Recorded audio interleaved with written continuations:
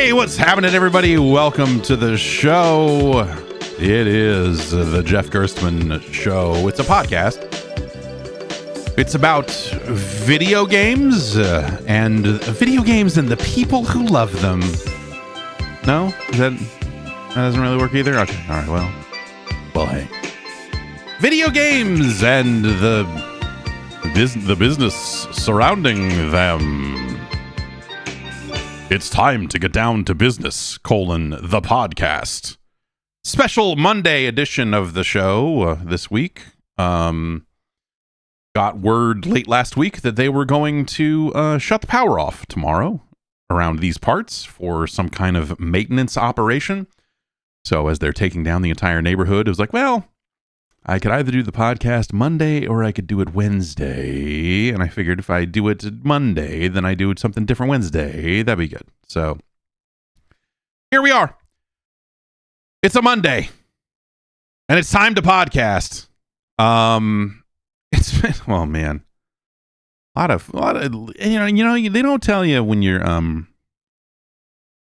you inherently know that, like, well, when I have kids, there'll be a lot of messes. And then, like, when you're in it, you're like, oh, I did not realize just how many messes they would be and the scope of said messes in some situations. It's 10 a.m. on a Monday, and I've already cleaned up, vomit, but also a lot of coffee. The baby is walking. She's walking around now, pretty much everywhere, and that makes her a lot taller.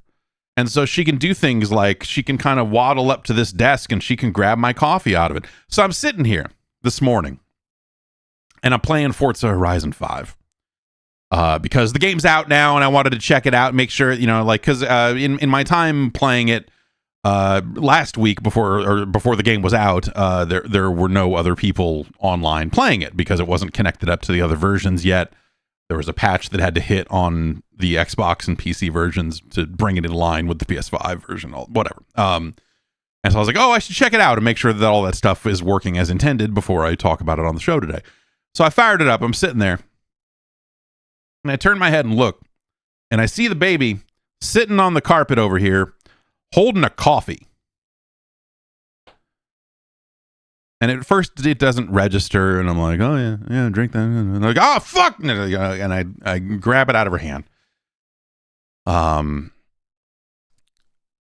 then I turn around because the coffee was over here on the desk, and I was like, well, I don't know how that happened. And I looked, and I saw that there was coffee all over the desk and all over the floor below it, and I was like, that's how that happens. Okay, yeah, and I get it. That's exactly how that happens. So, she's not even 2 years old, and she knows what the taste of a caramel macchiato is like.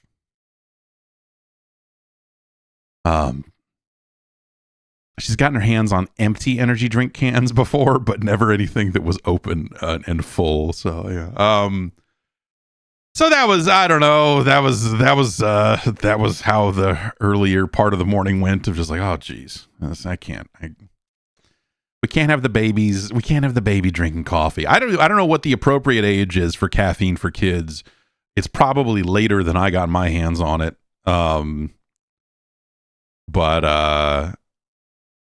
Yeah, I don't know. There's a lot of questions like that about all of this. It's like, when should a kid have a phone? Never is the answer, but that's the wrong answer. You can't actually do that anymore. When should a child be able to drink a soda or something like that? I was into sodas pretty early, if I remember correctly. Not like 4. Not, she's not even 2 yet. Certainly wasn't that young, but drank a fair amount of Pepsi as a kid. And then Jolt came out, and by the time Jolt came out, I was in junior high. So I was like 12 or 13 at that point. So that's like, whatever, 11 or 12, I guess, actually, technically. But yeah, it just seems like that, I don't know, kids probably shouldn't have caffeine. They probably don't need it. They're fucking crazy enough as it is. I don't, it's interesting to also see the effects of sugar on the human body in a way that, like, it doesn't happen to me, or at least I don't notice it does. But that thing of just like, oh, I got some donut holes here, have a donut hole, and then watching the whole thing happen uh, from spike to crash, and just going like, huh, yeah, that's fucking wild. It's just legit, son. That's real stuff. It's proper science. As I said, I have been playing a fair amount of Forza Horizon 5, which obviously is like a 4-year-old game, but it just came out on the PlayStation 5. And there's a video up on YouTube if you want to see it in action. It looks like you know what it looks like. If you've seen any other version of that game, it looks like that. It looks fine. You know, it runs at 60 in its performance mode. It runs at 30 in its quality mode. I think they did a breakdown. The Digital Foundry folks did a breakdown of the PS5 Pro support, and it sounds like it's like, better foliage or something. So, it is a nice looking version of a great game. And I've really been taken aback by, the change in context for Forza Horizon 5. That has been like an interesting thing to me, because I think we lament a lot that like they don't make driving games like they used to, meaning the frequency of release and all of this stuff. Like just so many franchises, from Ridge Racer to Need for Speed not really being what it used to be. Like it just like there's been a fall off in the like fun driving game, and it's left us with like Gran Turismo, and for the longest time it was just Forza Motorsport, and that was kind of it. And you had to kind of play the most you could of whatever the new Need for Speed game was, because there wasn't much else. You'd have like the Crew and some of this other stuff, and some people got way into the Crew. I could never really get too attached to any of the Crew games. They were kind of not, I don't know. I did not love those games. And so, you have this situation where it's just like, what used to feel like a vital tentpole genre in the video game business. Someone was always making a fucking driving game. Juiced, or whatever the current equivalent of Juiced was always coming out. Some fucking knockoff underground street racing. Yeah, this one's got drag races. And you're like, okay, yeah, but it's bad. Like, yeah, but there's a lot of them. And you're like, oh, yeah, well, whatever. Let's play Import Tuner Challenge, as that is thinned out, and we don't really see as many Grand Theft Auto knockoffs either, and so like the kind of driving focused open world game is not what it used to be either, and and that whole genre has really changed.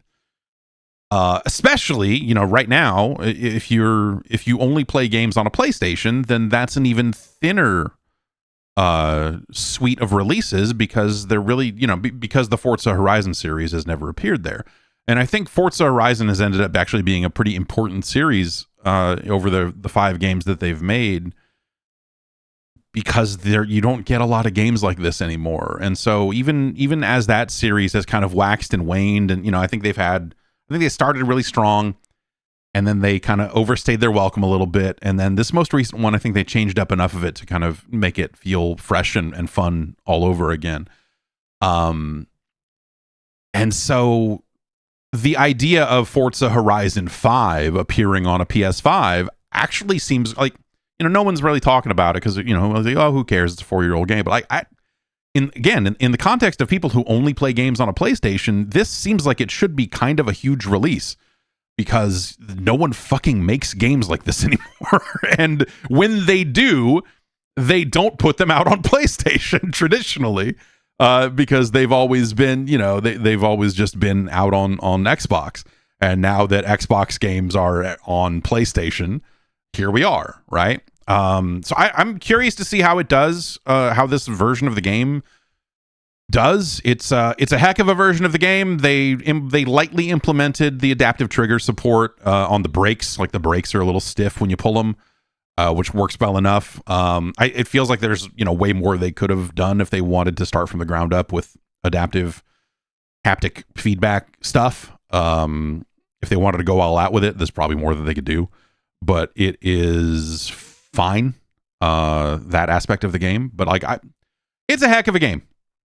It's a heck of a game. And, like it scratches a different itch from something like a Gran Turismo would, just because Here's this open world game, and it's a great game for fucking around, and it has like they really leaned into multiplayer features in the game that are really built around the idea of like, let's just get together and fuck around, and there'll be some some races and some different modes we can do, but we can also just do like this battle royale thing or this or that. You can get in a convoy and just fucking roll around. Like it's a heck of a game. And I think when we talked about it upon release, when it came out on Xbox and PC, it's still a good game, but you're talking about it in the context of, here's the fifth one of these. You already know what this is, and here's the changes they've made. It's fine that they, these are smart changes that get it back on track. Forza Horizon 4 was a little disappointing in this regard, but like it's a very different conversation. And so, like, looking at it through that lens, like I'm very interested to see how it's received as a PlayStation game. It's not cross-save, much like the Steam version of this game does not cross-save with the Game Pass or Xbox version of the game, and the PlayStation 5 version doesn't cross-save with any of those either. So it's kind of its own thing, but it brings in, like, you attach it to your Xbox account, and it brings in like your Xbox Live, profile picture, and your Xbox Live name is used across most of the game instead of your PlayStation name. Once you've linked all that up, and I don't think it has any of the club support. Like they had effectively like clan tags in other versions of the game, and every other version of the game I launch shows that, but the PlayStation version doesn't. I don't think it's in there. Well, I don't know, whatever. This comes alongside them rolling out a new feature called Horizon Realms that exists across all platforms now. I think what that is you can kind of go back and play any of the limited time events that they've done in the past. You can now kind of jump into those and do, specific competitions on like the Dia de los Muertos section of the game, or whatever, like the kind of the live game stuff that they've done in the past. So that's kind of a neat feature. It's got the add-ons for Hot Wheels and rally racing and stuff. You can add those on and all of that. Like, it is effectively the same game but running on a PlayStation. And normally that'd be like whatever, but again, in the context of driving games, and as someone who's been staring at driving games for a long time and feeling like, man, there's just nothing fucking happening anymore. Like this feels like it is dwindling away or something. I don't know. Like, at least in terms of just like games that anyone can jump into and enjoy. I don't mean to say that like Gran Turismo is in dire straits. Like by all accounts, like people love the most recent Gran Turismo, and Forza Motorsport, however, I think is a different story. I think that they really, they spent extra time trying to reboot Motorsport, and I think that game they put out is not good.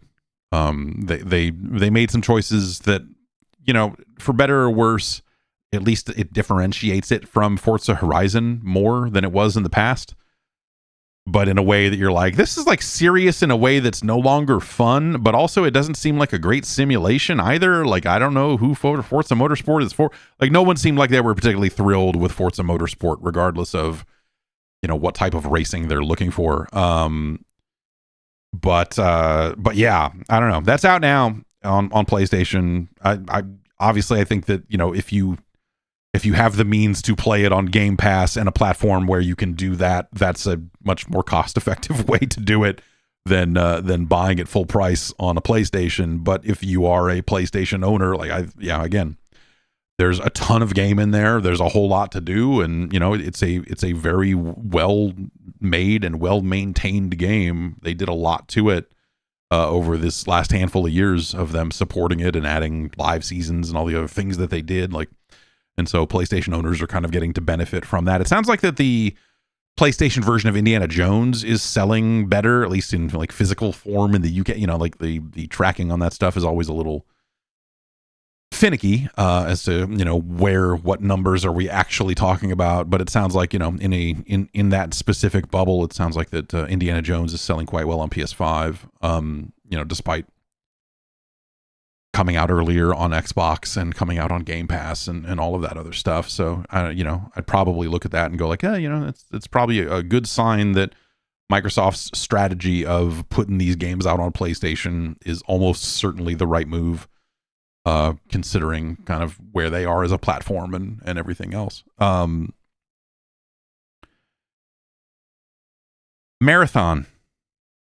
They are running what they called a closed alpha for Marathon, and originally this was going to be something that they were having people sign NDAs and, oh, you can't stream it or talk about it, and then like right before it was going to start up, they were like, oh no, you can talk about it. So I got into the Marathon alpha, and I don't. It is exactly what I thought it was going to be, I guess. If you've played Call of Duty's DMZ mode, which they did last year, that was last year that they did that, right? Or was it Zombies last year and it was DMZ the year before? It was DMZ the year before. Anyway, Call of Duty tried out a extraction shooter style thing. They called it DMZ. They also labeled it as a beta. And this is a whole lot like that. I mean, there are different like flavors of extraction shooter and different levels of like tactical versus fun, whatever, that different developers have kind of tried over the years. This feels a lot like that. Not like Delta Force or any of the other, stuff that where it's like, oh, this is slightly more military, this is slightly more serious. Like, it feels like exactly the level of seriousness that was put into that Call of Duty DMZ mode. And so what that means is you're deploying into a level. I haven't really gotten a sense of like, what the size and the scope of each individual, area that you're dropping into. I guess you don't really drop. You just kind of spawn. Anyway. And you go around and you pick up stuff, and then you try to escape. That's it. You fight against AI opponents. You also fight against actual humans. And if you die, you lose all your stuff. Anything that you brought in with you or anything that you collected along the way is gone. So, if you've somehow managed to miss a description of what an extraction game is, that's what it is.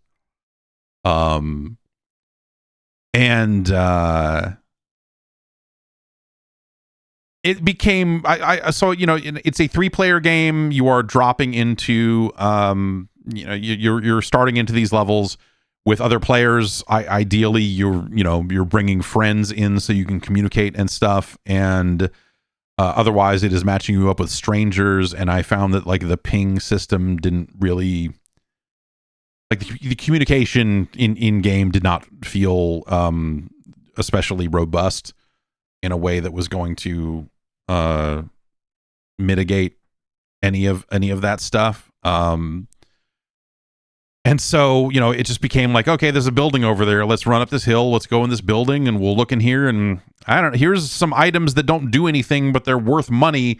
And so it's like, it's backpack management, the game, with some shooting in there. You're like, okay, well, I'm picking up all this stuff, and some of it are weapons that I could equip right now if I wanted to. But either way, it'd be cool to get out with these weapons so that I could have weapons in case I need weapons later.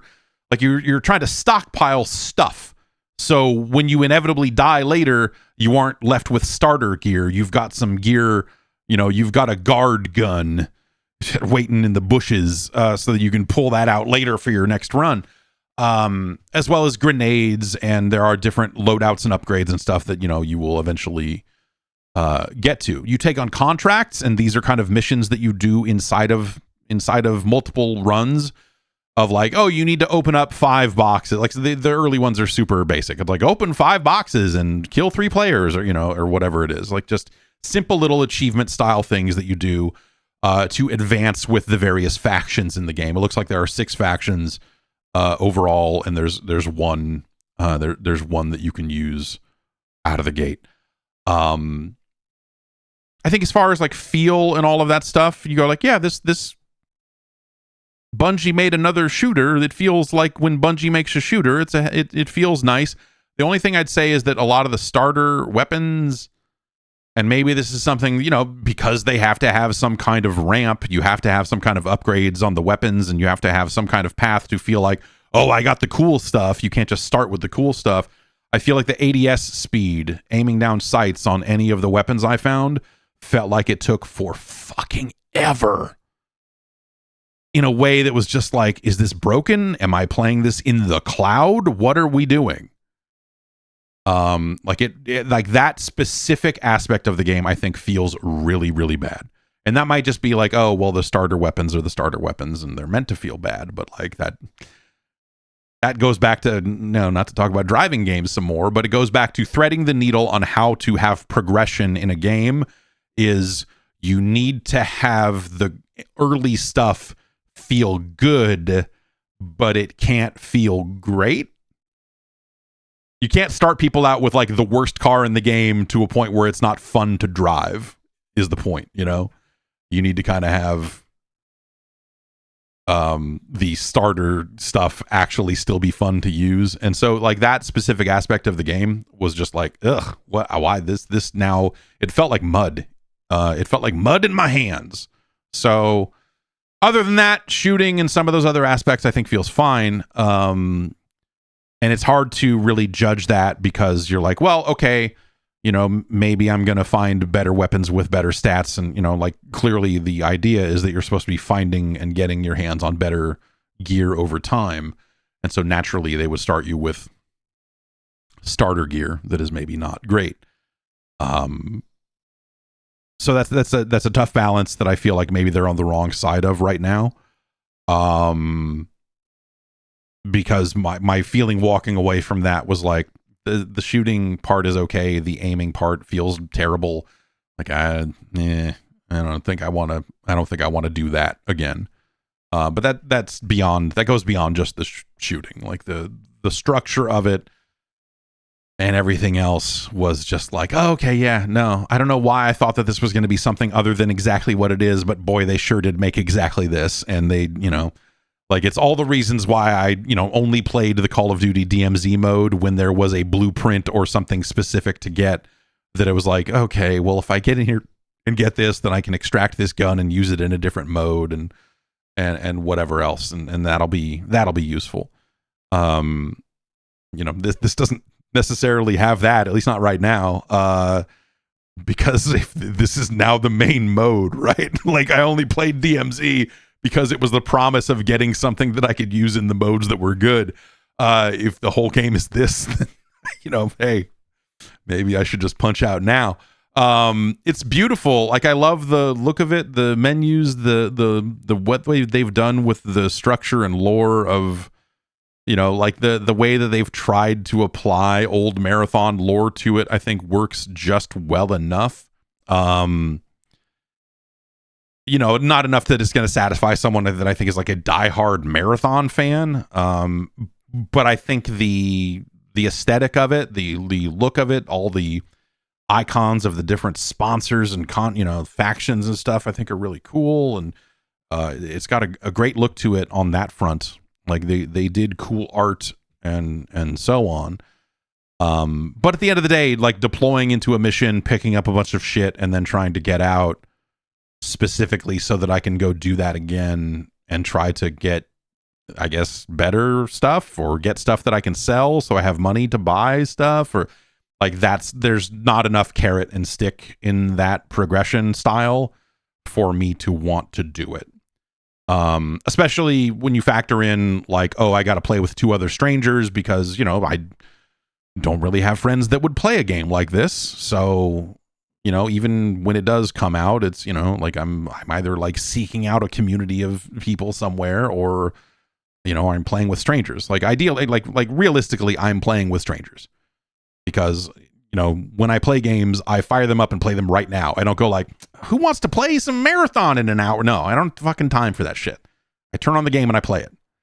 So, the idea of like grouping up with other people, it's just not anywhere how I operate, period. So with the way the game is structured as kind of forcing you to play it as a 3-player game, you can play alone if you can turn off squad fill if you want to, but then you're just going up against teams of 3. And that's not good. So, like it's the sort of thing where, if it had a mode where it was a solo mode and everyone was in a solo mode, maybe that becomes a slightly different story, at least on that specific front. But what I played, I haven't had any fun with it at all. It's been a very nice looking game that is a bummer, that is just like, okay, well, yeah, they really did stick to this blueprint. It doesn't really feel like, and again, we'll caveat some of this because it's an alpha, right? Like, we don't really know the full scope and breadth of the game, and like, who knows where they'll get to with it. It's also a game that they'll intend to update over time. So, who knows, if you're listening to this a year and a half from now, maybe it's got a solo mode and it's fantastic fun. Or maybe it doesn't. I know, it's really hard to say. But if we look at the alpha and go like, okay, what we're likely to see in this game is a lot of versions of this and a lot of different maps for doing this and a lot of different places to go and but in every location you're effectively doing some variant of this, and maybe you have a more rigid objective of I've got to get to this thing and do this thing to it, or whatever, something more than like I've got to open 5 boxes. Like, if we assume a logical progression in objective design and stuff later on, and you kind of like extrapolate from what we're seeing and go from there, that's still not necessarily that still does not sound like a game I want to play. And so that's how I kind of came away from Marathon. It was like, yeah, this is that DMZ mode with a sci-fi coat of paint and slightly different progression, but like this is very much like that. I don't know. I mean, that DMZ mode was interesting, but also they stopped supporting it. Like they bailed on it. They labeled it as, they pulled a Gmail. They just labeled it as a beta for the entire run of it, but instead of eventually launching it like Gmail did, they said, all right, that's the end of our DMZ experiment. Thanks, everybody. And it was like, oh, what? Weird. And they, stopped supporting it in the games in the the games that came after that, very different thing. Anyway, yeah, I don't know. I want to be excited for this because I, generally speaking, like what Bungie has worked on, and I think that they're very capable of making a great shooter. But I kind of look at this and, and you start to wonder, like, okay, is this going to be enough for the people that are all the way into this genre?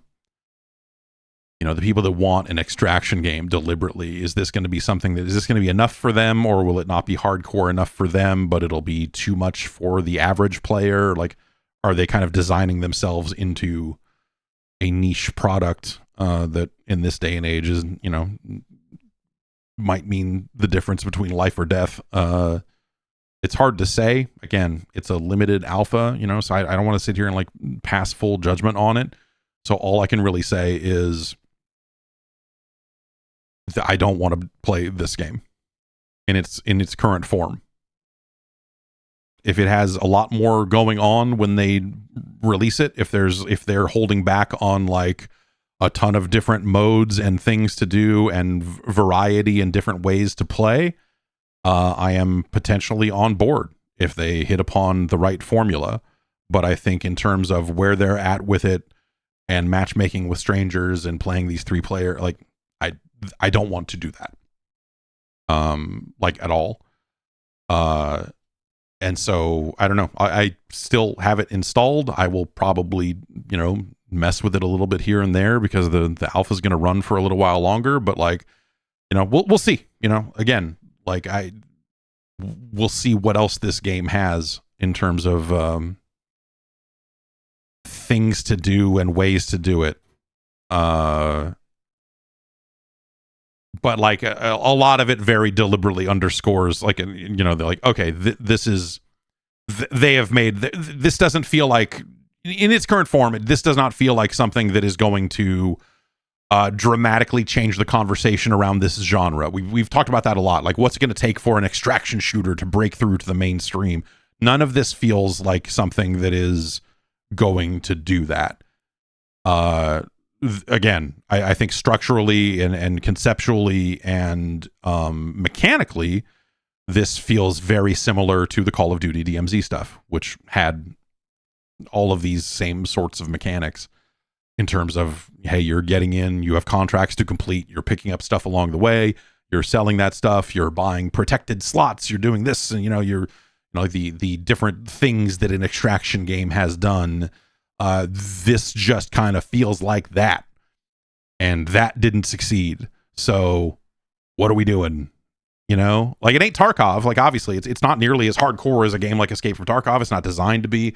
It is similar in concept, but it's, like, they're not chasing that per se. Again, like, they're going after this way more kind of casual form of it. But at the end of the day, I don't know that this is something that people will gravitate towards. I don't know that this is something that's going to still be good enough to bring in like a large scale audience. Again, based on what we're seeing right now, like if there's way more stuff in the final version of this game, or in the shipping version of this game, I guess I should say, not final, but if they've got a lot more going on and a entirely different ways to do the thing, then great. But if it all comes down to different ways to skin up this 3-player, extraction game, I got other stuff I could be doing, and this is not going to make the list. Which is a shame. I think it's a great looking game. But I don't want to do any of that. So we'll see.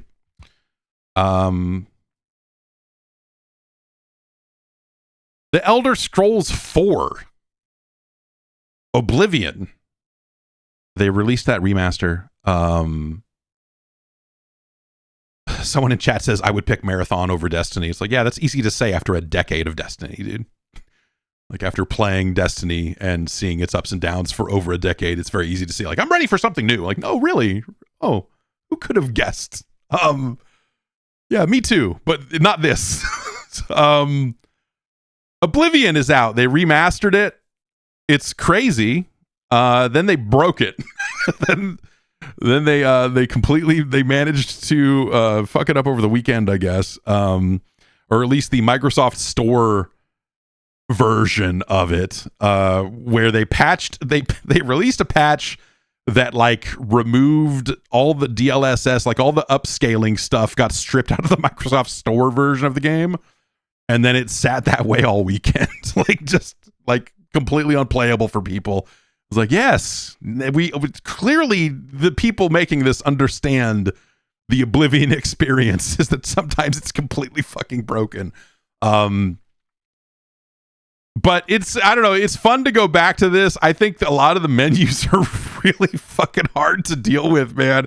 It's, it is very much that game. I was over encumbered like 5 minutes in, because I was just picking up skulls and stuff. And like, I need to pick up everything. Like, got to throw all this stuff away. I'm jumping up and down to raise my agility skill. I'm hiding behind things for longer than I should, because that helps raise my sneak stat more quickly. It's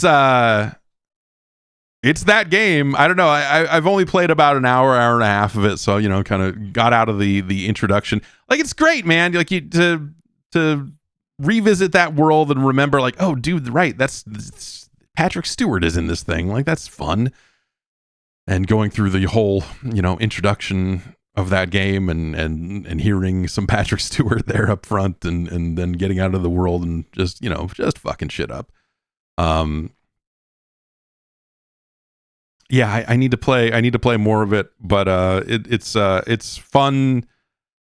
I was wondering how much they would rebuild, because that was the talk for the past month or so, was like, oh, they've totally rebuilt the stamina system, and they've completely changed and tweaked these different systems to try to make the game feel a little bit more modern. And I was like, well, that's interesting. But like one of the things that like when I fondly remember Oblivion, some of the things I remember are like jumping up and down over and over again to, raise acrobatics, whatever, and getting these stupid stats all the way up. And it's fun that stuff is all still in there, that they did not completely remove any of that. People were initially kind of like, because the game doesn't have any official modding support. And there were some people that were like, I can't believe it doesn't work with old mods. I was like, really? I don't know, man. Like, it is running the old game underneath some of this stuff. Like, they've somehow connected the old engine up to Unreal Engine. It's weird. But like people were expecting like complete compatibility with original mods, which no, like some stuff, it sounds like it either works or, only requires minor tweaks or what have you. But, people are already making new things for it, even without modding tools. Like who knows? I don't know. I don't think they've said, I mean, them saying it doesn't officially support mods says to me that they are not going to release mod tools for this. This seems like something that they would just kind of want to put out and forget about and be like, yeah, cool, man. This works. Have fun with it. Whatever. We're off to the next thing. Like Virtuous is off working on Metal Gear, and, obviously Bethesda is off working on Elder Scrolls 6 or whatever. So it just doesn't seem like something that would get like a ton of lasting support. And that's fine. I don't know. Like I'm not looking for extensive mod support out of it. I think I think if you want that, you should play the original game. Like again, like I don't, people having that expectation of it just because it's one of those games, I think it's kind of weird. Just because, it is this kind of, I don't know, like a stopgap release. Or I don't know, like it's weird that it exists. It's fun that it exists. It's cool that they did it. But I want to go back and play that game again as a game that I played on Xbox 360. That was not a game that I really cared about mods about in the first place. So, kind of whatever. But a lot of the equipping gear and like there's decent radial menus and some other stuff like that is kind of fine. But the menus are definitely the menus still feel like they are from a different time, I guess I would say. They don't necessarily feel as modern as maybe they could, but they're acceptable. But yeah, I don't know. I kind of want to mess with it some more. I just really haven't had a ton of time to get too far into it. I really just kind of want to do the Dark Brotherhood stuff again, because I remember that being so good. I remember that being so much better than the Skyrim. I remember being disappointed by the Skyrim equivalent of that stuff. So I kind of want to see that. Why don't we take a break? We'll come back. We'll talk about pre-ordering a Switch 2, or the lack thereof, I guess. I don't know. Be right back. It's time to get an edge in the bathroom. And what I mean by that is it's time to stop shaving with all these crummy plastic handle little pieces of junk. It's time to step up to a higher quality product. But doing so does not have to cost a zillion dollars. If you're trying to get an incredible shave, you can get one for a price way lower than the big brands. In an industry of overpriced and underperforming products, Harry's is your everyday MVP. And right now, you can get a $13 trial set for just $3 at harrys.com/Jeff. Now, what sets Harry's apart? Sharper razors, easy replacements that you can get delivered right to you, and a beautiful weighted handle that feels fantastic in the hand. Something a little nice for you to shave with, Not just like some lightweight, you're flipping it around, you're cutting yourself, no. Something with a feel to it that okay, this is serious business. It's serious business. Harry's has a whole line of stuff. They got deodorants, lotions, body washes, hair gels. But you can get those German engineered blades delivered right to your home. They make them right there in their own factory. They have customizable delivery options, and they have scheduled refills for as low as $2, half of what you pay for the other big brands. You can get a 5-blade razor, a weighted handle, foaming shave gel, and a travel cover for just $3 at harrys.com/Jeff. They've got the highest customer satisfaction in the shaving industry. They've got a no-risk trial. So if you don't like your shave, no worries, it's on them. And convenient subscription options mean that you can cancel at any time. And yeah, you can also get some more. You know, you want like a nice extra strength, high quality deodorant? $5. Just $5. Hair and other grooming products, you can get all that delivered too while you're at it. Keep it easy, but keep it strong with Harry's. Get the edge on your shave with Harry's. Normally that trial set is $13, but right now you can get it for just $3 at harrys.com/Jeff. That's this exclusive link, harrys.com/Jeff, for a $3 trial set.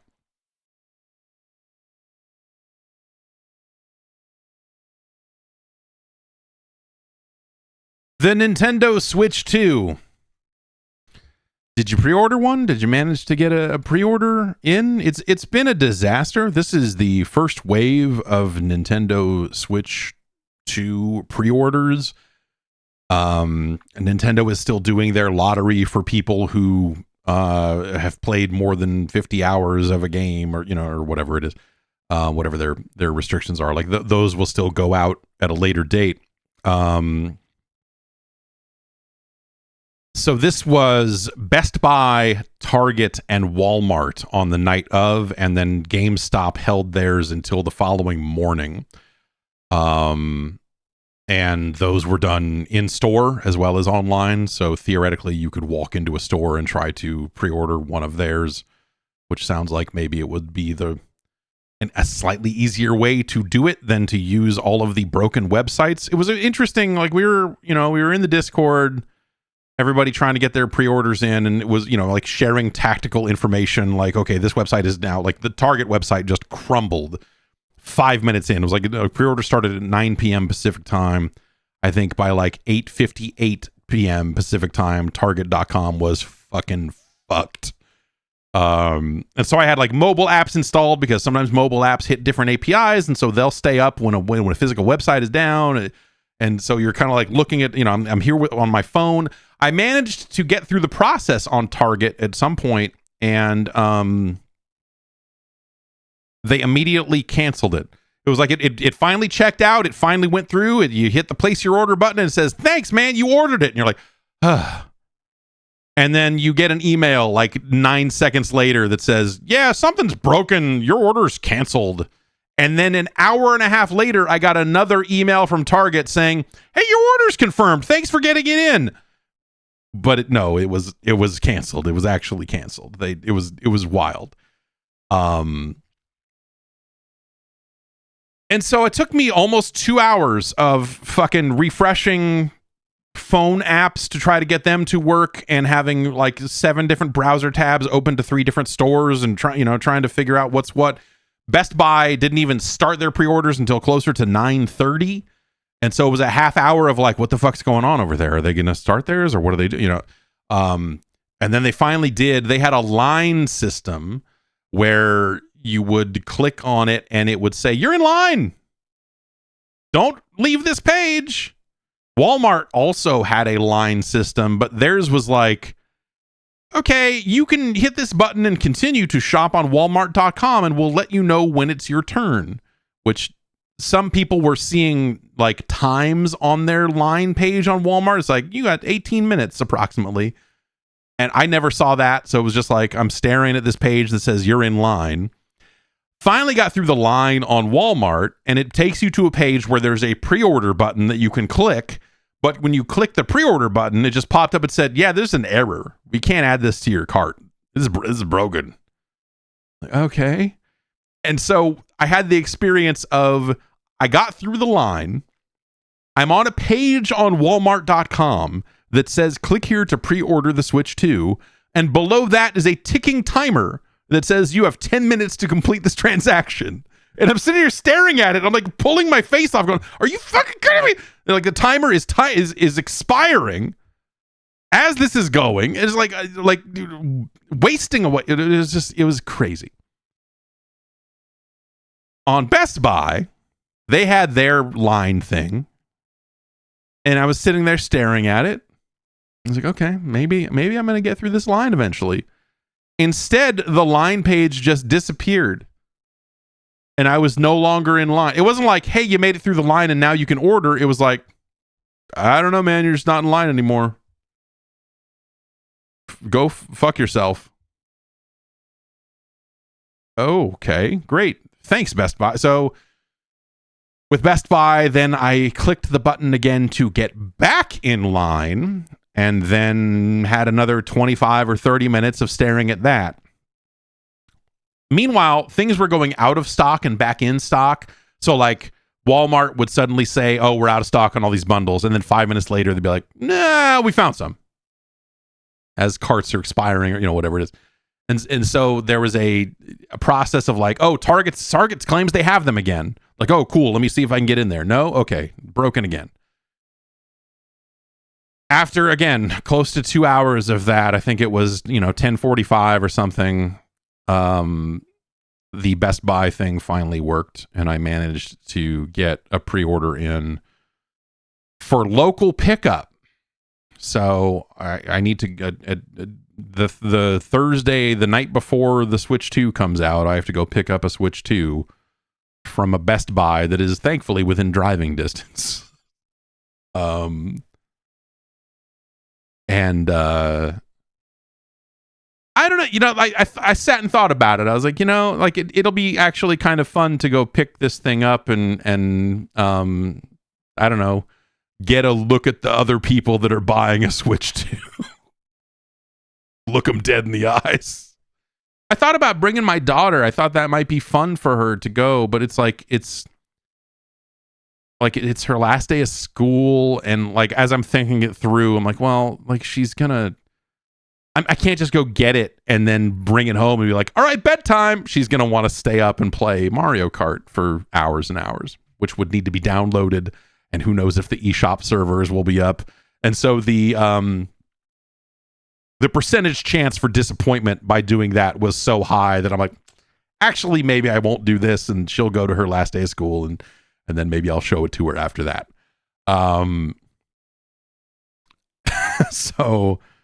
So yeah, I guess I'm not going to do that. You would think that this stuff would be better, but I guess like as I just sat and thought about it, there's no reason for this process to be any better, because think about it. That process would cost these retailers money. If they wanted to build a system that actually worked and all this other stuff, which who knows if they could actually build something that truly defeated scalpers and bots and all this other stuff, it would cost them a bunch of money to, develop a website that was better. And what would the end result be? The same as it is now. They sold through their allotment.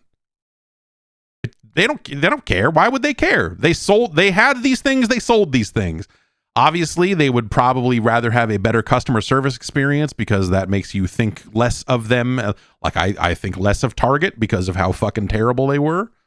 But it doesn't, does that change anything dramatically? No. I mean, I already think less of Target for other reasons. So, they have no real reason to make this any better, because this only happens like a few times a decade, that they have a product this hot that they need to have a thing in place to facilitate the sale of this stuff. And so they don't have a reason to make it any better. So yeah, I don't know. Like there, when on the Discord, there were people that were getting through. Kind of some people that were like, "Oh, I just loaded it up and it took me 5 minutes and I got through." Like people that kind of just clicked the buttons at the right time and just weaved their way through the drama and managed to get one and get out. And there were people that didn't get one until well after I did, and it took me an hour 45. So bad process. Bad process all around. No one had it right, I guess, on this one, is what I would say. And we'll see. You know, Nintendo is going to send out their invites in another week or so here. And do their lottery. Like, who knows how many units they held back for that sale versus how many they sent out to retail. Like, we don't, you know, and we just don't really know how many units they're going to get into the country and everything, you know, just it is such a fucking mess around this one that it's hard to know. But I like the idea of them selling them direct and doing it with this invite system and saying like, oh, if you've played X number of hours on your account and you want to do this, then if you qualify by these metrics, then we will allow you to enter our lottery. So you can't just go make an account and then click the button. You need to have played on it. That's something that, you know, can cut down on scalpers for that specific purchasing system. It doesn't help with a Best Buy and all this other train wreck bullshit. But in theory, maybe that is something that will make that process be less garbage than the one that we went through, unless they have like 12 units or something. And then it's like, well, okay, no one got picked. This is terrible. I think the first wave already happened in Japan of Nintendo's lottery system. So, you know, I saw a number of people over there that were getting picked. And yeah, we'll see. We'll see how it all goes. All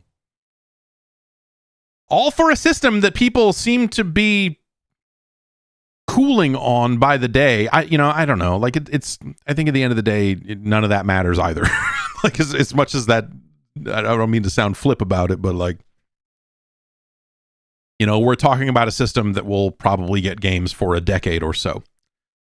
And so it's very easy to get caught up on the launch and what were the games out at launch. And, you know, like these days when everything is so supply constrained in the first place, it kind of doesn't matter. It kind of doesn't matter because, you know, you're buying it for all of the games that will come eventually, I suppose. And so I don't know. I look at the games that are out day one, and so that's something I've spent time doing because I had a lot of time staring at shopping websites over the course of that evening. That I was like, oh, should I get anything else? I ended up getting a Pro controller from Walmart. As a part of that whole process. That was easy to purchase and check out with. I didn't have a problem with that. But I didn't buy any games. I mean, I don't know. It's you know, the Pro controller after tax and everything, $90. $90.09 for me to buy a Pro controller from Walmart. That's too much money. It's too much money. And that's it. That's the only thing. I was looking at games and stuff, but I was like, well, whatever, man. Like games you can get digitally. Like I don't need to, you know, I don't need to dick around with this stuff. But you do see the number of games that are just game keys versus full-fledged game on card. I mean, it's really just Cyberpunk, isn't it? Like it's a really, like as far as third party, it feels like a large like a large majority of the games coming out early are not going to be on the card.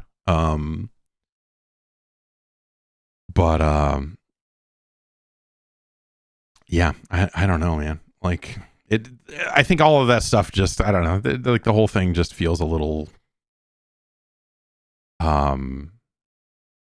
off.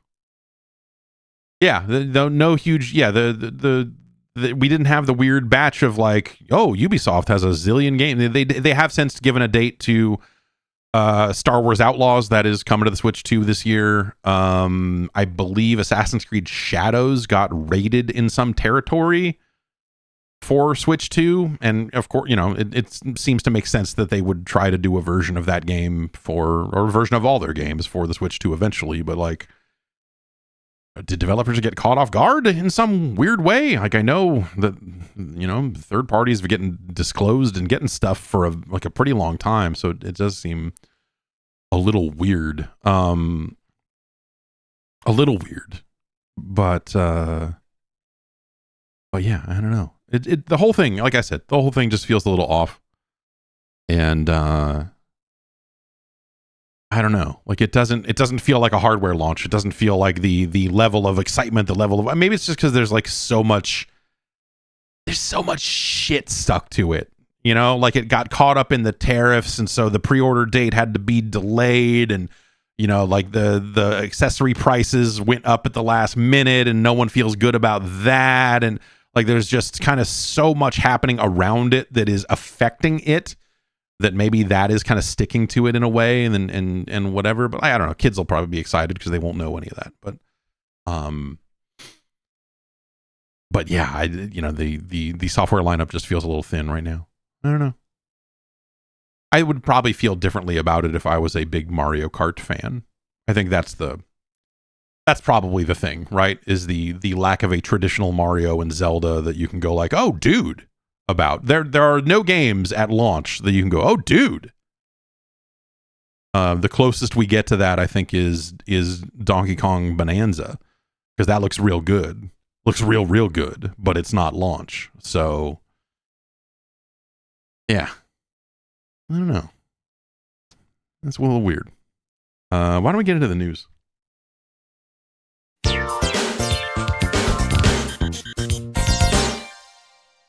Remedy has put a date on FBC Firebreak. That is their 3-player co-op shooter that they're putting out, set in the Control universe. And that game is due out June 17th. That's surprisingly pretty soon. Kind of awesome that's coming out soon. That is going to be on both PlayStation Plus and Xbox Game Pass at launch, according to VideoGamesChronicle.com. I hope that game is good. I think that Control is a very good game, and I think that the idea of doing something multiplayer in the Control universe works very well, and you know, that turning it into more of a, you know, whether it's like a Horde style experience or what have you, like I think that could really work. They're also being, and I wonder if this is going to eventually be to their detriment or something, but like they're so much like a game you may remember called Conquered. They're really going out of their way to talk about like, oh, this isn't, you know, we don't have, this is cosmetic only. We're not doing any, like they're really trying to say this is not a, you know, this is not a traditional live service game. This is not something that we want you to have to play every day just to keep up. Like their whole pitch for it is that this is a game that normal people can play and enjoy, which maybe, you know, is a signifier of just how far gone some of that other shit has gotten. But like they want this game to be something that you can play and stop playing, and that they will, you know, theoretically update with more stuff, and you know, you can come back to it. They're going to be selling cosmetics. There's a deluxe edition version of the game that will be $10 more. The base version is $50. So if you ended up paying $60 for it, they're going to sell voice packs as one of the cosmetics, which is interesting, I guess, you know, because you're probably going to look how you're going to look based on whatever gear you have or equipment or something. But they've got the Fire Starter Premium Voice Pack, the Pencil Pusher Premium Voice Pack, the Firestarter Armor Set, Apex Revision, Helmet, Body Armor, and Gloves, Scorched Remnant Double Barrel Shotgun Skin, a Golden Firebreak Spray. Why, does anyone use sprays? When was the last time you used a spray in a game? Are sprays just the breeding ground for, like, oh, we got to sell something. We got to come up with something we can sell. We got to add one more like category of thing that we can sell, right?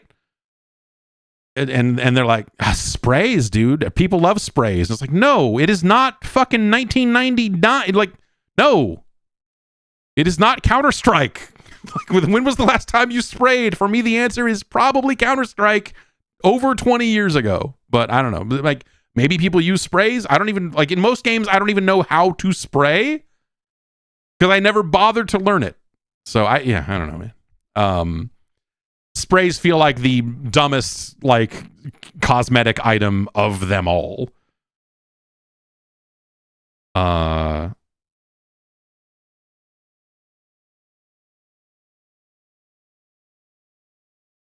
And yes, there will be, they're going out of their way to say nothing about any of the cosmetic gear in Firebreak will be time limited.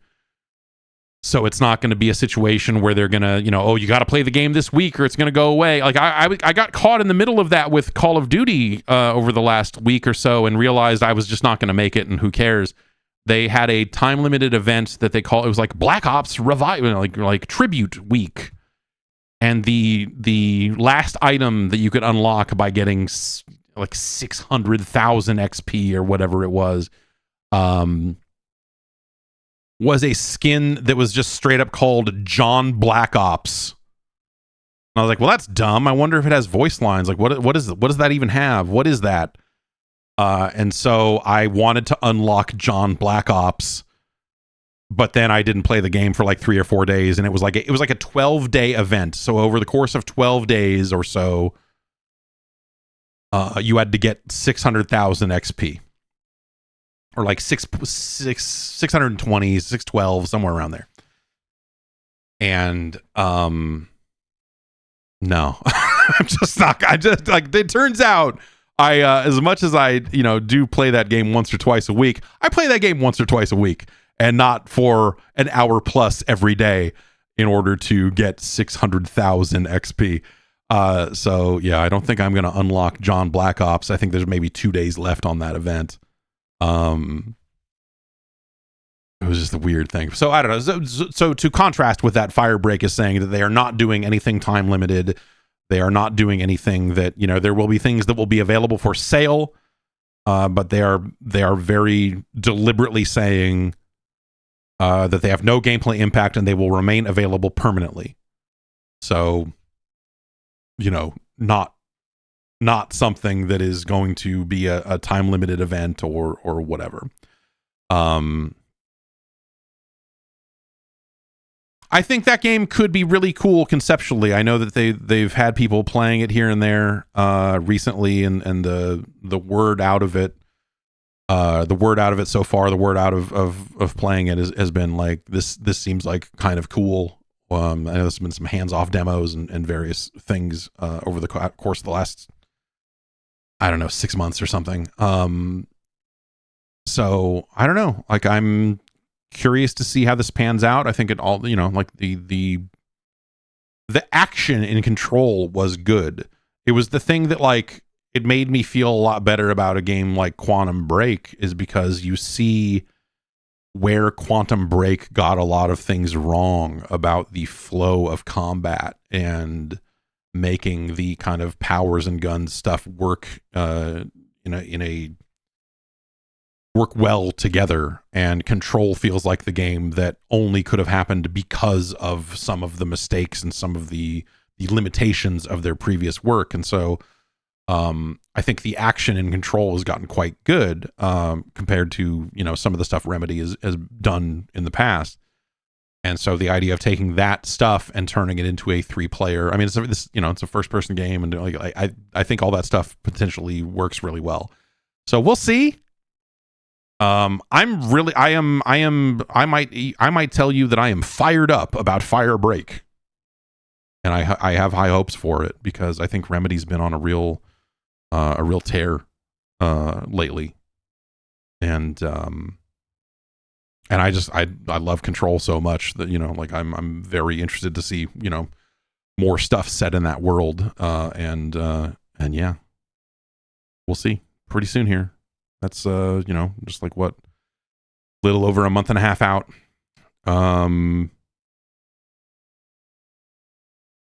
You may remember that People Can Fly, the studio behind Gears of War Judgment and Outriders and Bulletstorm, had it was like a financial, but it was like an investor posting saying that they were working on a game with Microsoft that they referred to as Project Maverick, and that the game had a budget of $30 to $50 million. And people were like, oh, what could that be? They have revealed what it is. It's Gears of War E-Day. People Can Fly is just they're working on the next Gears game alongside the Coalition. It's not, yeah, you know, this was something that I think, you know, originally it was something that seemed like, oh well, is this a separate project, because it wasn't clear, and you know they had since announced like, oh well, also People Can Fly is working on Gears E-Day. It turns out that Project Maverick was just E-Day, and now all of it is linked together. So if you were trying to break your head open trying to figure out what the heck Project Maverick was, now you know it's Gears. Which makes sense. They have experience in the Gears space, the Gears of War space, especially in the Gears of War prequel space. And I don't, you know, we still don't know all that much about Gears of War E-Day other than that it's a prequel. They have been doing focus tests for it and bringing people in to play various multiplayer things.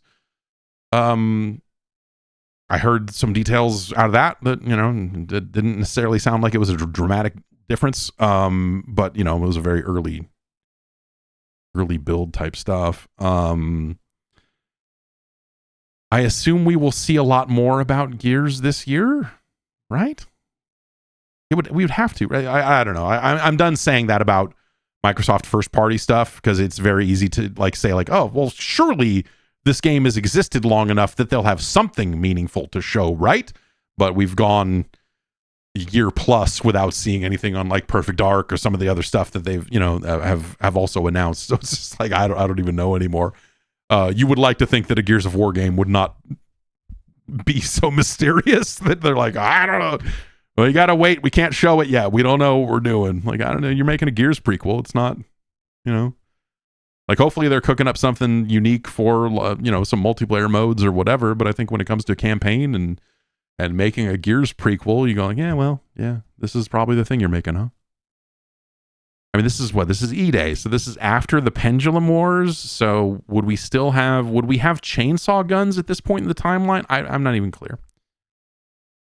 I just know when they roll back time in Gears of War, or when they have done it in the past, I think the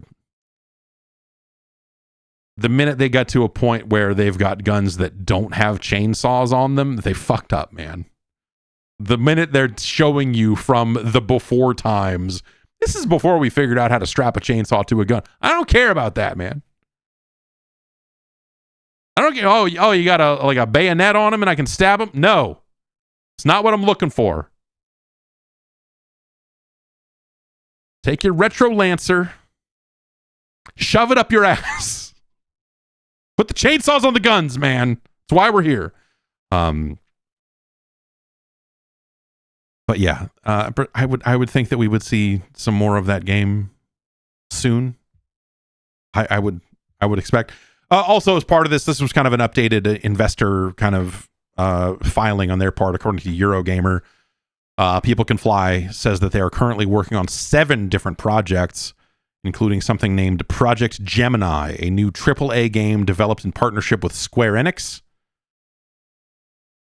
Echo, a mode to the existing game developed for Krafton, and the projects Bifrost and Victoria Lost Rift to be released in the self-publishing model. So they've got a lot going on.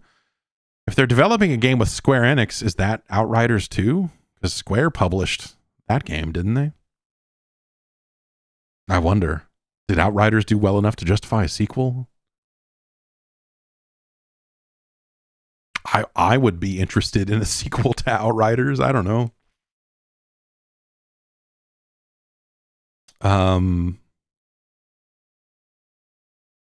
Yeah.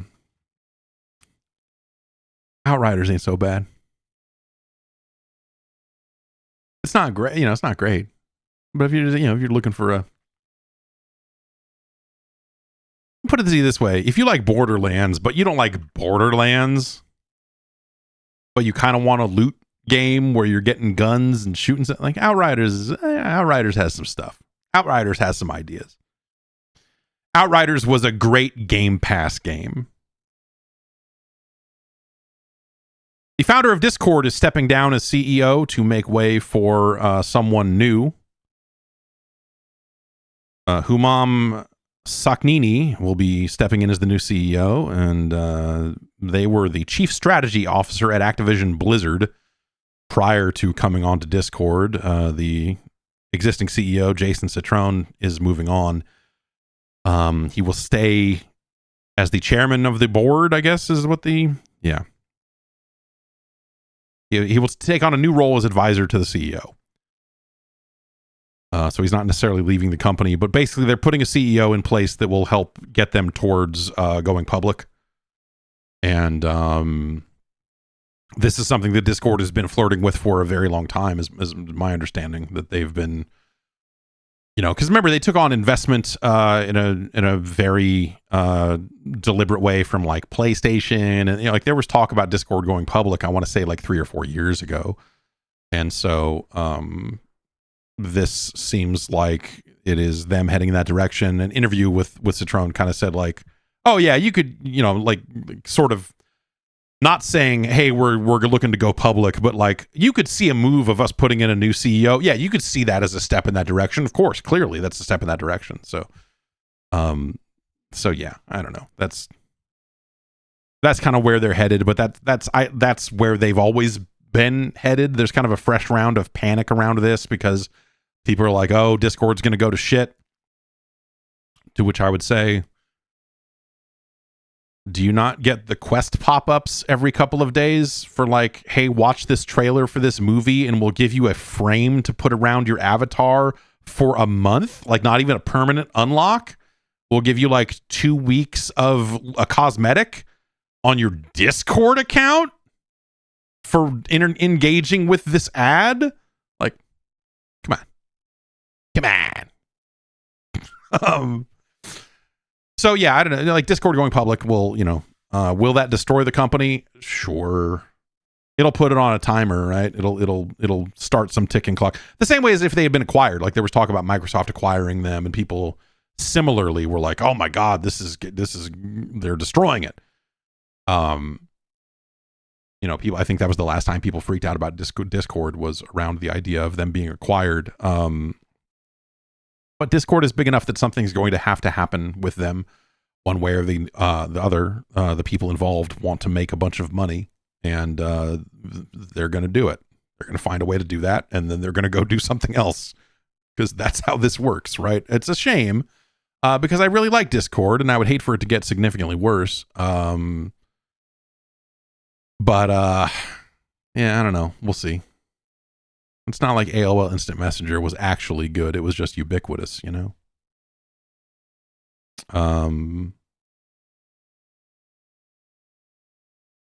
All going back to Ventrilo.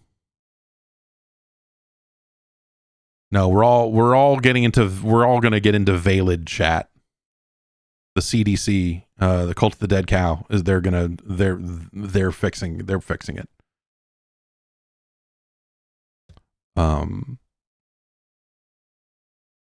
Let's see.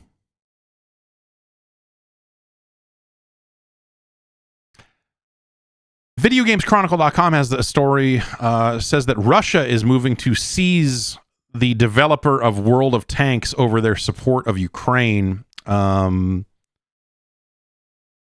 Specifically, they are looking to seize the assets of a company known as Lesta Studios.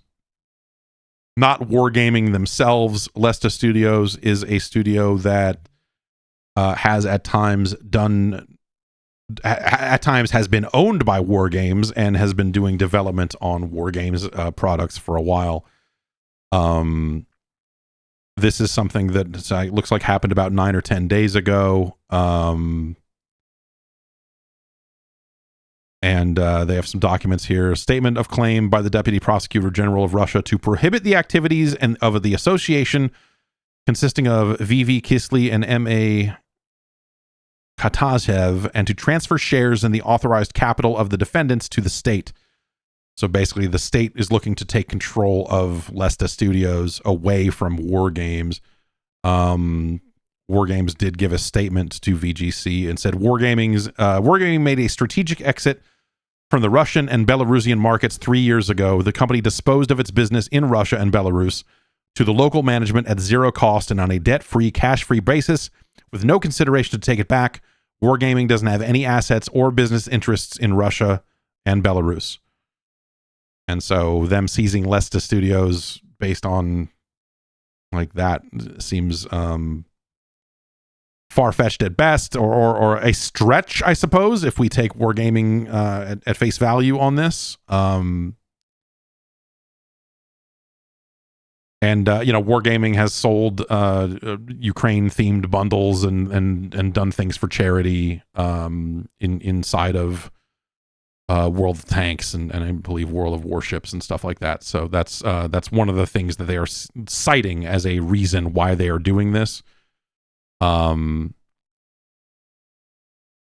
But the report here is that the Russian Prosecutor General's office believes that Lesta Malik and the Wargaming owner Viktor Kisley are part of an association that carries out extremist activities. And so the state is looking to seize their company, which is pretty fucking wild. So Lesta Studio predates Wargaming by quite a bit.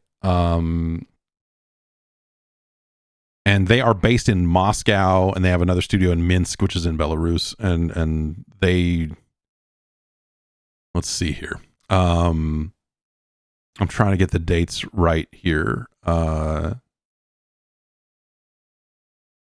So in 2011, they became part of Wargaming, and in 2022, Wargaming pulled out of Russia and Belarus, and as a result, Lesta Studio, like they basically transferred the services to run games in those regions to Lesta Studio and said, all right, this is yours now, because they didn't want to have any exposure to, presumably because they did not want to have any exposure to this sort of thing within Wargaming itself. And so they got Wargaming's assets and everything out of Russia and Belarus, but Lesta is still there, and so Lesta is being seized as a result.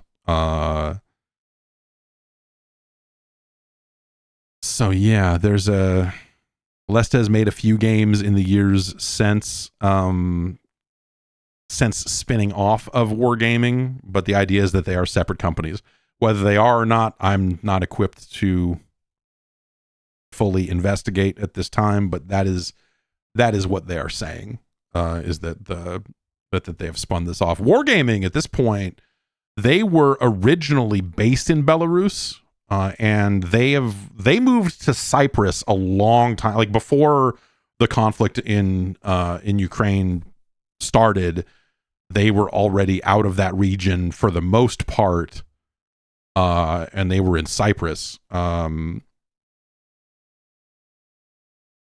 This seems weird. I don't know, man. I feel like I have not heard great things about Wargaming's management and whether they're on the level and free and clear, like all of that stuff for years, again, prior to current, like nothing related to what's happening in Ukraine, but like Wargaming has always seemed like an incredibly shady company from the start. So it doesn't necessarily mean that they deserve to have their assets seized by Russia or anything like that, but it's just, I don't know. This whole thing is Wargaming just seems like a very strange company as well.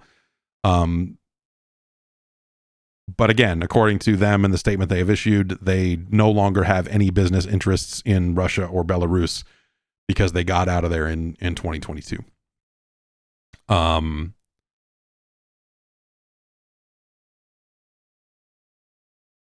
that's that. I don't know. Yeah, we'll see if we hear anything more about this, but that's it's pretty wild. Game developers being seized by the state. Not something you hear about every day. That's going to do it for the news. Unless anything else has happened. Like it sounds like Blizzard's going to be working with Nexon to produce a mobile Overwatch game that sometimes they are internally referring to as Overwatch 3, which seems very funny. The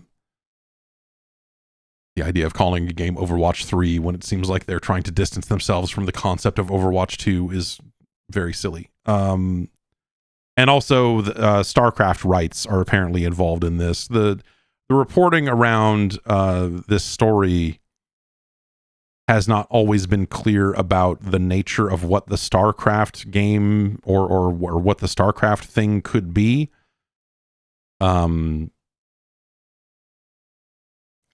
Whereas Overwatch, when any mention of Overwatch in the reporting around this, and a handful of sites have reported on this, they're very quick to say that the Overwatch game is a mobile game. And the StarCraft bit is a bit murkier, and so it leaves you wondering, like, are they going, like, do they just not want to make a StarCraft game at Blizzard, and so they're just going to completely deal the rights to an RTS to a different company and say, like, you can do it. I don't know. The game's popular in Korea. Go do it there. We're busy. It seems like a weird thing to do. Whereas if this was a mobile StarCraft game, that would make a lot more sense to me immediately. I'd be like, oh yeah, okay, I don't know. Yeah. Sure. But again, that's been murky. There have been a handful of different companies kind of bidding over these rights and trying to win the rights to these games from Blizzard. And it sounds like the StarCraft pitches were much more open-ended. Like on the Overwatch side, it was always like, hey, make a phone game. Whereas a lot of this was like, well, you know, you had one studio wanting to make a shooter, and you had a StarCraft shooter, you had another one. It sounds like there may still even be a StarCraft shooter happening internally at Blizzard at some point. The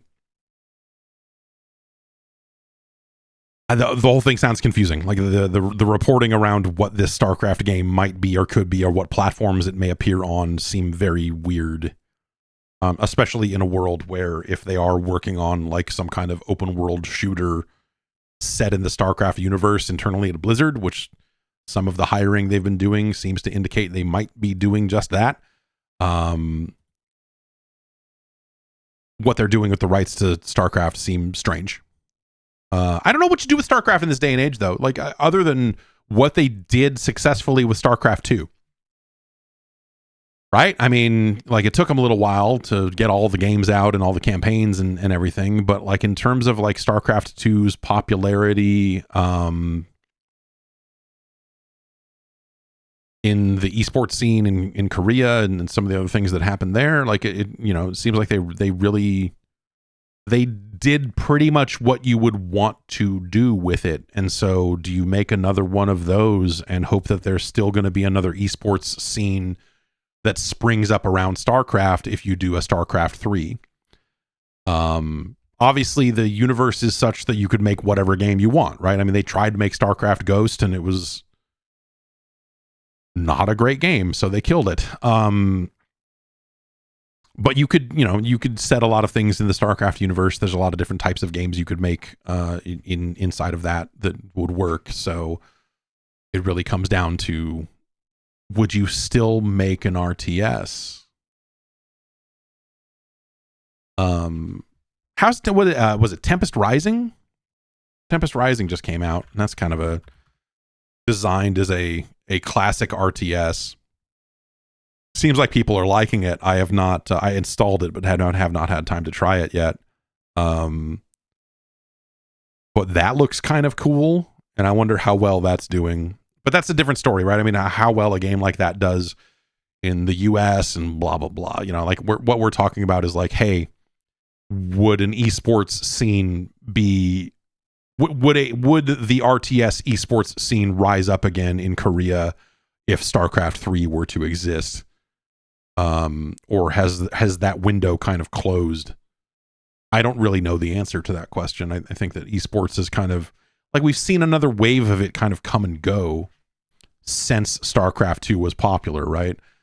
Like StarCraft 2 was kind of the first time you saw the, like, hey, we all live in the same house and train together and everything. But like, you know, you started seeing more and more of that around that time, more and more of the teams going like, we've got our house and we all live in the house and it's our training house and we've sold the naming rights to our house to some dog shit crypto company. And here, like, you know, like all the shady fucking garbage that always worms its way into esports because it's just such a scummy space. It feels like it kind of, I mean, it still exists, but it doesn't feel like what it was 5 years ago. Even so, I wonder, are we due for someone else to come along and be like, no, dude, we think esports is going to be big? Yeah, the Saudis will come in and and try to make esports a big deal. They're gonna run the FGC, Virtua Fighter, fucking Fatal Fury. There you go. A new level of dirtbag has entered the competition. Oh man, that's terrifying. Like, I'm laughing, but that's actually legitimately like, oh god, no. So yeah, I don't know. We'll see. We'll see what the future of StarCraft holds, I guess, is the short version of that. And let's get into some emails. podcast@guard.bike. That is the email address. And you can get a hold of me and send me some emails, and we'll read them and we'll look at them and so on. John from Greece writes in and says, as a 40-year-old who's been playing GTA since the first one on PlayStation 1, why is GTA the biggest thing ever? Like, what are people expecting 6 to do? Reinvent the wheel? I know it will sell a bajillion copies. I just don't get it. It's good, but it's not that good. P.S. Is it just because GTA 3 figured out 3D open worlds and they're reaping the rewards since then? So, no, John from Greece. It is, like, specifically, I think the interest in GTA has shifted into an entirely new gear because of GTA Online. And so I think you've got generational splits around Grand Theft Auto now. It's been around long enough now that the kids want something very different out of GTA than you, a 40-year-old in Greece, does. Whereas, you know, like originally it was like, man, they don't make open world games like this, and the writing is fun and sometimes funny, and oh, look at all this silly shit. And I'm going to drive around and smoke people, and then I'm going to eat a burger, and I'm going to punch people until I get buff. Man, yeah, and they took it in crazy directions by the time they get to San Andreas, right? But GTA Online has turned it into something completely different. GTA Online has created a space for people to get online and curse at each other and pretend to be gangsters. Gotta keep it gangster. That's the wrong button. Woo!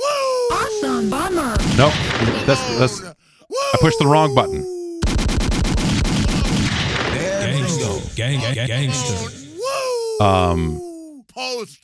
Post Malone. Woo! Anyway. Post Malone. Woo! Anyway. Post Malone. Woo! The graphics are blazing. Woo! People like Grand Theft Auto because the graphics are blazing. No, like it, you know, GTA Online, you know, lets people get together and fuck shit up.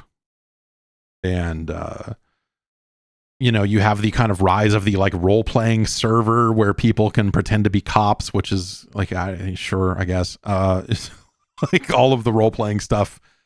Whenever I watch videos of people role-playing, it's like people doing a bad job of talking like a cop in a game where it's like the reason why people play poker, why people cannot play poker if there's no actual money on the line, is because you can just go all in all the time. Who cares? Like there's a similar thing with GTA Online where like you have some kid trying to talk like a cop, and then someone else just going like, I'm not going to listen to anything you're doing because you're like, this is stupid. You're being stupid. And I don't have to listen to you because what are you going to do? Shoot me? It's fine. So with the stakes being different than they are in real life makes GTA role playing just kind of a strange thing to begin with. I don't know. But that is the modern popularity of GTA is a lot of it is based around that. The games themselves have sold quite well and people do still play that single player mode, but like the online aspect of it has made them so much money after the release of GTA 5 that, you know, they have to be looking at that, and players have to be looking at that too and going like, oh, I can't wait to do this, and this. But yeah, I don't know, man. Like the release of GTA is always kind of a cultural event, and it has been for a very long time. And we don't get them very often.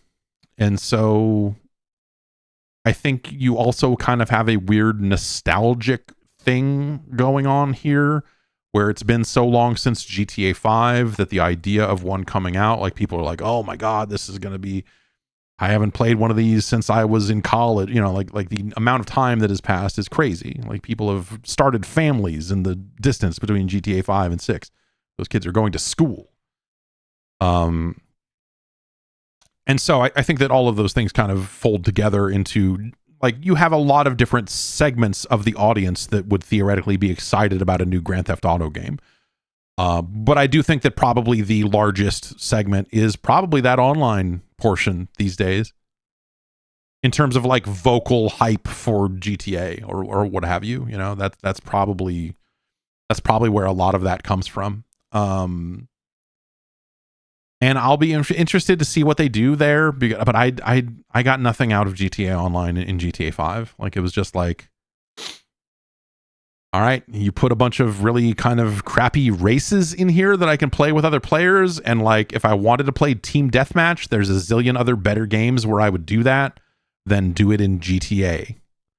Like, the shooting is fine for when you're shooting AI and doing all that other stuff. But once you kind of bring the magic of lock-on targeting to a competitive multiplayer game, and or the lack thereof, and try to make that work, it's just not, it's not why I'm here. So yeah, I think that all of those things kind of fold together.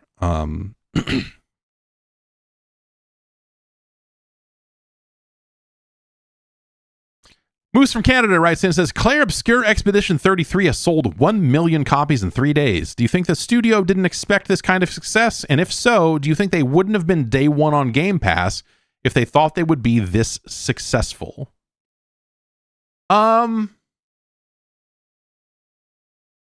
It's hard to say without knowing what their Game Pass deal is. It's hard to know, right? And also the benefit of marketing, like, you know, the marketing that they have received from Microsoft, from Xbox, by being a part of Game Pass, helped spread awareness about that game in the first place. And so if they had not been on Game Pass, would the launch have been as successful as it was? Like, probably not.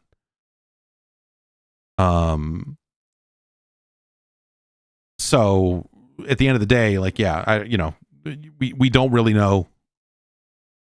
And if a ton of people are playing it on Game Pass, considering that usually pays out based on, you know, some kind of engagement number or whatever, if there are a lot of people playing it on Game Pass, it's probably doing fine for them. And then you join that with these sales that they've experienced on other platforms that, you know, they will, you know, as people discuss and talk about that game, then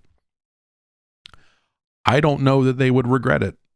Again, I think it's all of it is so intertwined. I think it's a little too hard to pull it apart and say definitively, oh yeah, they would have done this, because remember, like, Microsoft put it in one of their big showcases and said, take a look at this game that's coming to Game Pass. You know, they would not have done that if it was not a day one Game Pass game. And that was where a lot of people first started talking about that game, is after seeing it in that showcase. And so I think I can't imagine they're sitting there going like, oh, we fucked up, you know, like, whatever. They're like, holy shit, this game is doing great. Like, we toiled away on this thing, and you know, like, it's I bet their Game Pass numbers are really good.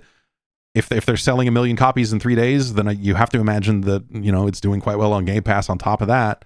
So I don't know. In a lot of ways, this feels like it's the ideal scenario, right? Of like, this is what Microsoft talks about when they say, oh, well, actually, Game Pass actually is helpful to games and extends the tail, because then people hear about it and word of mouth gets them to do this. Like, you know, they're always trying to attach like this kind of larger thing to being on Game Pass, and this looks like a case where all of those things lined up and actually seem to work out. So yeah, I doubt that they are sitting there kicking themselves going like, oh my god, over appearing on Game Pass. I bet this is a case where they're like, yeah, this is awesome, we're on Game Pass and the game is selling, we're getting it at both ends, this is working out awesome.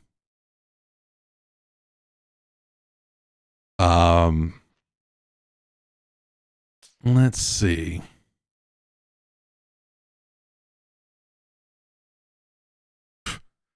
This is just a cursed idea.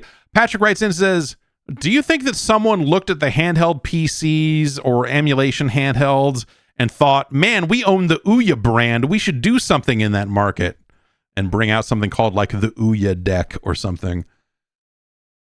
No. I don't. I wonder. Yeah, what happened? Where does the lucrative Ouya IP rest these days? Who's in control of the hallowed Ouya name? And what are their thoughts on everything? Like, are they? Do you think? Oh, that's right. Razer picked it up. Razer picked it up when the Ouya was shutting down. They were like, we're gonna try to keep the store open for as long as they can, and then they were like, turned out as long as we could would be like 9 days, dude. Fuck off. Yeah, it was like then they shut it down earlier than they thought they were going to. I forget the exact situation, but no, well, especially Razer, right? I think Razer would probably view the Razer name as being stronger than anything about the Ouya name. But yeah, they picked up the brand because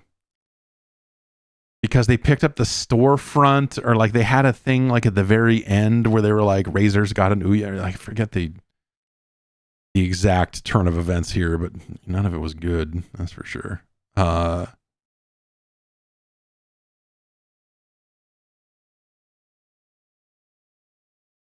Let's see here.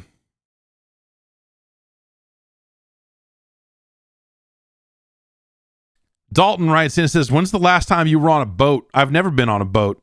Dalton from Pittsburgh. P.S. Philly isn't really that bad, but fuck Philly.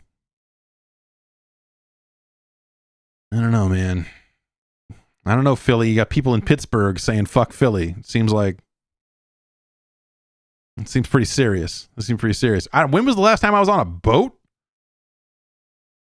It was probably we were taking a ferry like right after we got bought by CBS, and we had to, well, actually no, it was before that. It was when we moved into San Francisco. We moved out of Sausalito and moved the office into San Francisco. The office was pretty close to the ferry building, and we got it in our heads, wouldn't it be fun to take the ferry to work? And so, I don't know, a dozen times or something, we took the boat. We took the boat into San Francisco. And it sucked. I don't know, like the boat itself was fun because they, it's like on Fridays they serve beer on the boat, and then you're like, that's cool, but like you're boating me to a parking lot where I have to drive a car. So don't serve me a bunch of alcohol on the fucking boat. What the fuck? But yeah, I don't know. We took the ferry a few times. It was fine. Even when the weather was bad, the ferry was still totally fine. It's just, you have to be somewhere. Like it's why when people talk about car culture and how America's car culture is terrible, like I agree, but also I don't want to wait for a boat. I don't want to have to like run out of work because I'm like, oh shit, I was working on something, but this is the last boat. I gotta hurry and get it. Like the lack of flexibility on that sort of stuff was always up against it in ways that you're like surprising. And trains were never a thing because you had to cross the Golden Gate Bridge, and so the best a train could do, and this, it's like this now. I think they finally got the train in place up there in Northern California, but all you can do is take a train to where the boat is because it's San Francisco. You can't cross the bay on a train. So you take a train to where the boat is, and then you take the boat. And so suddenly you've got two, because people would take buses. They would, if they weren't driving to the ferry terminal, they were taking a bus to the ferry terminal. And the bus takes forever. If you want to turn a 90-minute car ride into a 3.5-hour adventure, then fucking take the fucking bus. Marin County continues to suck ass and not want trains going through their beautiful county. Marin County sucks ass. Marin County fucking assholes. Fuck those people. Fuck them. But that was probably the last time I was on a boat.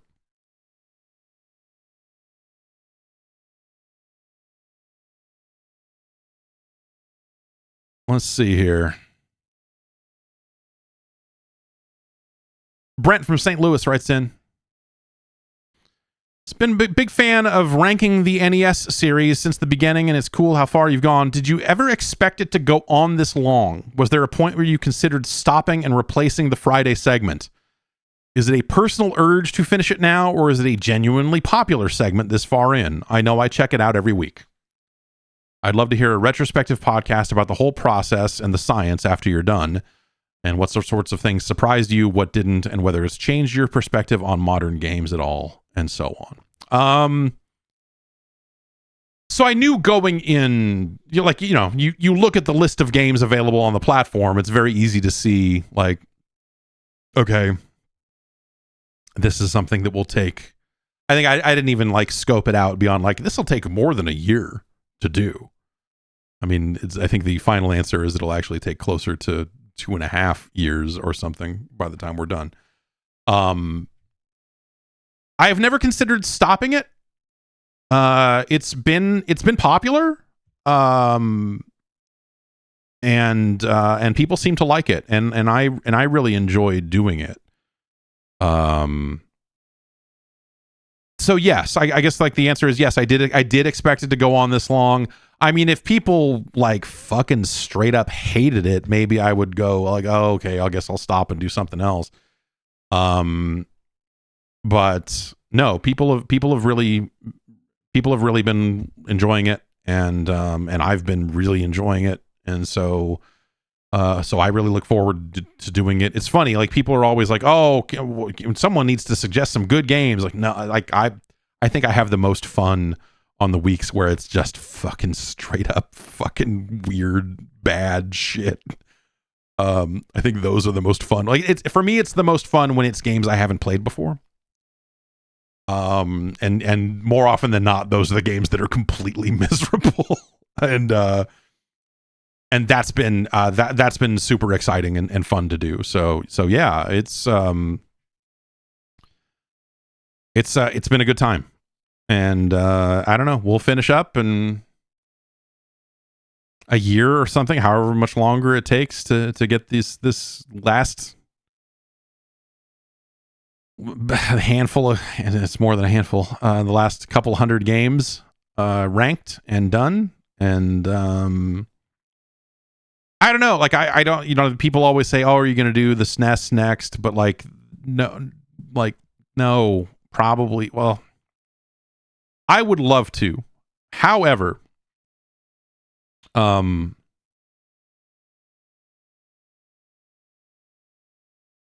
newer you get, when you start taking on newer and newer games only got more complicated as time went on. So 16-bit games will take longer to rank than a lot of these 8-bit games did. And so I think that doing the SNES library, which is it's another 700 and so games, would move a lot slower than the NES did. And so when I think about what I would do next, like I think about the Game Boy, which is a big library, but the games are not necessarily the deepest games in the world. I think that would be fun. I think the Sega Master System would be a lot of fun because it's a smaller library, and I think that there are more people that don't know anything about those games. And so that would be fun. TurboGrafx is kind of in the same boat there of like, oh, well, it's not the hugest library and people might be interested in seeing some of those games for the first time and whatever.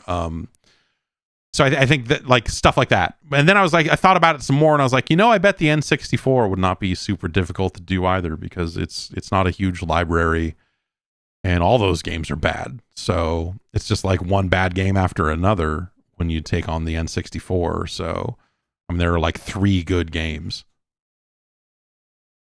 So that would probably be interesting because you'd have a lot of fucking terrible shit to look at over the course of that. But yeah, I don't know. I think the Master System or the Game Boy or turbo graphics. Like those sound like fun. I would probably do one of those before really considering another big long library like the SNES or maybe like the Genesis. I would personally, I think I'd be a little more interested in doing Genesis games than SNES games, but yeah, Master System is the one that kind of keeps coming up as like, oh, this is like a short library. You could knock this out. This would not take a long time comparatively to rank every game on the Master System. So that's where my thoughts are on it right now. But that's not a decision I'll have to make for another fucking year or whatever. So, Game Boy would be fun because it technically kind of has like two Mr. Doos. You know, it's got Mr. Do and it's got Quest Fantasy Challenge. So, you know, you could really pit those games against one another finally and determine a true victor. Would I consider the Jaguar? So Jaguar and 3DO and all of that sort of stuff might be like fun. I would have to. So the actual answer to doing the Jag is that I would have to spend a bunch of time looking at manuals and overlays and all of that because the controller is such that you would need to you need to know what that stuff is before you go into a game. If you launch a game and you don't know what any of the keys on the keypad do, there's just like you can miss out on a lot of the game. And so I already have a controller adapter that will let me hook a Jaguar controller up to the PC. And obviously scans, like I have a fair amount of the overlays for at least the games that I own. And so that's doable. That's doable. But man, I don't know. Maybe. I don't know. Where's that end up though? Like off the top of my head, you know, thinking about it and trying to apply a certain amount of science to it. Are there good Jaguar games? It's a good version of Doom. Tempest 2000 is pretty good. But then you have just some garbage like Alien versus Predator. You know, and you'd have to play that. You'd have to interact with AVP, and it's such a bad game. It's such a gross game. That I don't know, man. I don't know. We'll see. Again, it's not a decision that I have to make anytime soon. So I'm not going to make it until we get a little bit closer. But like that's where my thinking is at on it is like. I think it's probably safe to say that, yeah, I'll probably do this again with something else when the time comes. Maybe not immediately 1 week to the next and roll right into another thing, but maybe, I don't know, kind of depends on how I feel when we're done. But the Jaguar. I'm going to be playing Brutal Paws of Fury.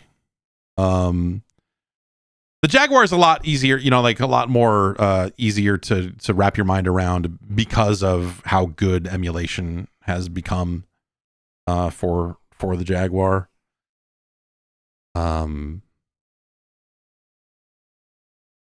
So that I don't know. That is yeah. But then that's at some point you're playing Club Drive and you're like, ah, man, clearly I've made a mistake. In my life. Schumann writes in and says, is Mallrats good? Was it even accurate? Did teens and other weirdos really hang out in front of the Gap or whatever, hoping for something to happen? I watched it and thought it was all right as a comedy, but I felt like there was this whole cultural aspect to it that was lost to me. Maybe it's because I'm not American and mall culture wasn't something I grew up around. Did the movie hit different in the 90s or was it always weird like this? So it's weird, but that's not the weird thing about it. Like, what did you have to do? What could you do before there was an internet? Go to the mall. Hang out. Stand around. You know, and you know, if you other kids from school might do the same thing. I didn't really experience too much of this because we had malls. We had two malls that were kind of in opposite directions.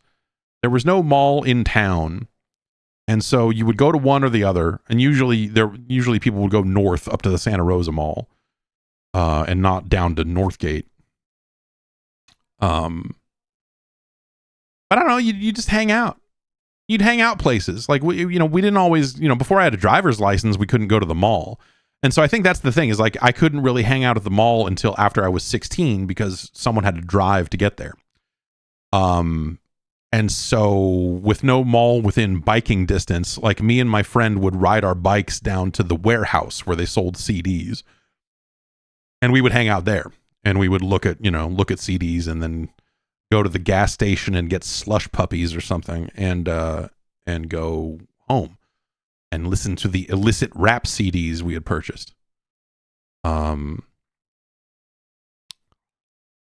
But yeah, the mall, I don't know, like and it's something I think about a lot now as a parent, is that kids have nowhere to go.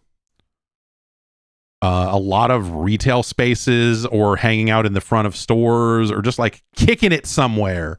You can't because they don't let you, and you kind of can't, there's no place to go. And so kids are kind of robbed of like this weird kind of free floating social time. Because, like, oh, the 7-Eleven plays bad music and high-pitched noises out front because they don't want kids standing around. Like, what the fuck? Why? Kids used to hang out in front of the shitty movie theater in town, and they wore big parkas year-round. And they might have been selling weed. I don't really know. But, you had to fucking go somewhere. So you ride your bike around a shopping center and fucking hang out. Fuck around. And now it's like there's such an aggressive response to just being a kid out and about these days. And obviously like downtown spaces and just like things have been really fucked up a lot as well. And so yeah, it's just it's not great. So I like mall, but to answer your question, yes, mall culture was a thing. It was kind of a thing through the 80s.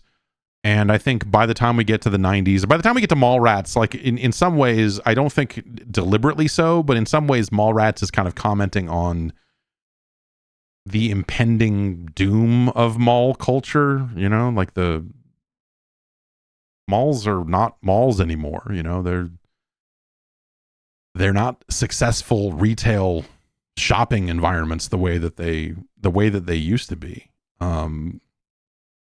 And so like that whole thing is kind of going away. And, online shopping is great. You can just fucking click buttons and shit shows up at your house. Sometimes the next day. It's scary. When I was growing up, people didn't deliver packages on the weekend. If you wanted to get a package overnight delivered and that overnight happened to be a Saturday, you had to pay significantly extra to get a Saturday delivery of a package. I had a package delivered to this house on Easter fucking Sunday that just showed up. And I was like, what the fuck? Like, what is happening? Like, people deliver shit 7 days a week. They don't, it's just like, there's no, like, it's fucking on all the fucking time. And in some ways, it's kind of awesome because you're like, man, that's fucking great. I clicked this button and someone I fucking ordered something online a few months ago and it showed up later that fucking day. And it wasn't like some weird, like, oh, if you pay extra for this service, you can do this, this, and this. It was like, hey man, do you want this thing by like 6 o'clock tonight? And I was like, yeah, yes, sure. How much does this cost? Does it cost me no extra money to do this? Yeah. Okay. Bring it today then, I guess. It's just fucking bonkers. Like, I can't believe it, dude. It was never like that. And it's crazy. But I don't know, man, like the loss of mall culture, the loss of like, sometimes you need to try some shit on. Though fucking I was talking about getting my remember I got my feet scanned. I was going to get new shoes to go to Disneyland. I was talking about that a few weeks ago. So I went and bought a pair of shoes after we got back from Disneyland. I was like, well, they scanned my feet. I want to try this out and see if I can find some shoes that are like comfortable and nice and whatever. So I went. They sold me a pair of shoes. They custom made some fucking insoles or whatever, and I wore. They heated up something, and then I put my feet into them and whatever. So they sold me a pair of shoes, and I brought them home, and I was like, this is kind of nice. Like wearing them around the store and walking around, I was like, this feels good. This is my toes don't feel crunched in anymore. They were right. I guess I need to wear size 14s. I guess I need to wear size 14 shoes and not 13s. This is what I've been missing all this time. And so I was all excited, and then then the next day or two, like I was on my feet a lot, running around, doing stuff, moving things out of the garage, going to the park with kids, like over that week or whatever. Anytime I needed to go somewhere and do something, I put on my fancy new shoes. And they fucking destroyed my lower legs. Like every time I took them off, there was like just pain in different spots of just like in the outer edges of my shins or, like whatever. Like it was just like, oh, this sucks. And I was like, is this the shoe or did I fuck myself up while moving things? Because I'm moving things in the garage and I'm not good at lifting things. I lift things poorly. So I'm always fucking myself up. I was like, is it that? I was like, no, I don't think it's that. And so every time I wore these shoes, it fucking like was just destroying me below the knees. And so I was like, okay, I need to take these shoes back to the store. I'm just going to get a refund. Like maybe I'll buy more shoes later. I don't know. Like the first time I went in, they recommended one type of shoe. And then when I went in there was someone else there and they sold me a different shoe. And I don't know, man. I don't know nothing. Like these are fancy shoes that are supposed to be good for this. So I was like, well, I don't know. You guys know better than me. What the fuck do I know? I would just be getting fucking Adidas shell toes over and over again. So I go back in there, and when I went there, they were especially about the insoles. They were just like, hey, and it's not a big deal. We get a credit for them if they don't work out. So it's not it's real low risk or whatever. Blah blah blah. I'm like, okay. I go back in to return the shoes, and it's a different person. And she's ringing it up. And she goes, okay, yeah, cool. Well, I can give you, as it says here, I can give you store credit for these. I was like, wait, what? Like, I can't actually get my fucking money back. Like, like I got real mad about it all of a sudden. So I was like, because I had been thinking like, oh, maybe I'll get, shoes, come back in and get shoes some other time. But like these shoes are fucking up my legs bad. I need to fucking get rid of them. And so now I just have store credit to a local shoe store that only stocks ugly shoes because they're supposed to be functional. But the ones that they sold me to be functional functioned my legs into submission. So I need to wait now for, I need to figure out what day maybe like the owner is going to be there and go down there and be like, hey, I'm not opposed to getting good shoes if you can sell me some that are going to help. But like, dog, I put these on, they fucked me up. Like if you sell me another pair of shoes and they fuck me up and I take them back, you're just going to say, here's store credit. Go fuck yourself. There's nothing here for you to buy. Like, what the fuck am I supposed to do then, man? Like it's really, it's a bummer. Whatever. I stood on the little thing. They scanned my feet all fancy. I was like, this is going to be a good solution. But apparently not. So that was frustrating. Feet. They're frustrating. It's not so much the feet, the part I think that is like, it's part of the process of like working from home. Like it's actually like a really annoying is that I don't wear shoes very often. I'll throw on some slides or something to run out and go out outside to, if I got to take the garbage out, if I got to do this, but like, it's only when I'm like leaving the house that I need to think about putting on shoes. And that's a few days a week and whatever, but it's not like it used to be. It's not like every day I wake up and I put on my shoes and I drive to somewhere and then I work in an office and I walk around the office a bunch and then I come back here and then, like, it's a very different, it's very different. It's not good. I'll tell you that. It's not good. My legs are not what they used to be, muscle wise, I guess I would say. And having kids and having all this crazy schedule around that stuff has not left me with a ton of time to actually like do anything about that. So it's been an interesting chunk of time. Jim from Minneapolis writes in and says, I want to hook my old Xbox 360 in the room that I use as my office to play some old games. That room has my gaming PC and a 27-inch SD CRT. Is it crazy to hook it up to the CRT? Is it crazier to hook it up to the PC monitor? I mean, those things were originally designed to hook up to SD TVs as well as HD TVs. The Xbox 360 was the point in time where people realized, oh, I need to get an HD TV. Because they bought Dead Rising and they played it on their SD TV and then realized, oh, I can't read any of this text on an SD TV. And, in the time ahead from there, I don't think that got better. It was just that more people started getting HD TVs, so developers didn't really have to spend much time fixing it. You could get a VGA cable, and I don't know what you would.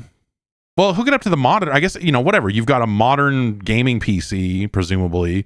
Hooking the 360 up to the monitor. If your 360 has HDMI out, just plug it in there, man. I don't know. That's not crazy. It's a little weird. It's a little weird. But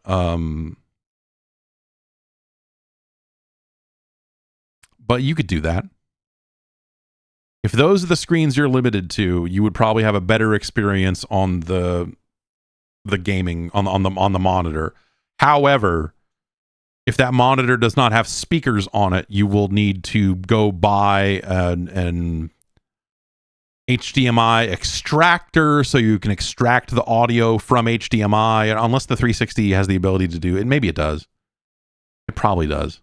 Because you can plug in the old connector and HDMI into the same unit. So maybe you plug in the old connector and use the audio cables from that to plug it into speakers or whatever the heck you're going to hook it up to. Unless if your monitor has speakers, then whatever, the HDMI port would do that. Assuming that your Xbox 360 is new enough to do to have HDMI on it at all. If you have an old 360, then it won't have HDMI in the first place, and then you'll be, shit out of luck.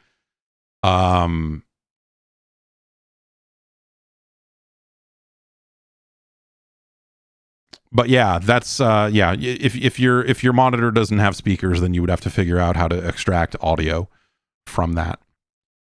And whether that's, some monitors have headphone jacks on them, and so they are still receiving and processing audio, so you could hook up that headphone jack to a pair of speakers or something weird like that. But if you don't even have that, which I've had a mix. I don't know. Like, I've got monitors that have speakers in them, and it's always weird because sometimes Windows will just select that as a source, and audio is coming from a weird area over here. And I'm like, what the fuck is happening? It's ghosts. And I freak out, and then remember, like, oh, this monitor that I have over here, vertical, has a speaker on it, and it sounds terrible, but it's a speaker. Or you've got a headphone jack. Maybe you could try that.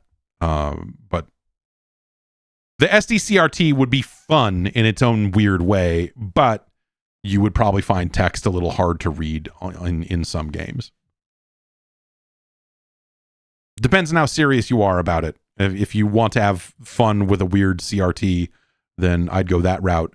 Otherwise, so many games have widescreen support on the 360 that it's, it would be interesting to see a lot of 360 games running 4x3 on a CRT these days, like what that actually looks like anymore. It's been a very long time.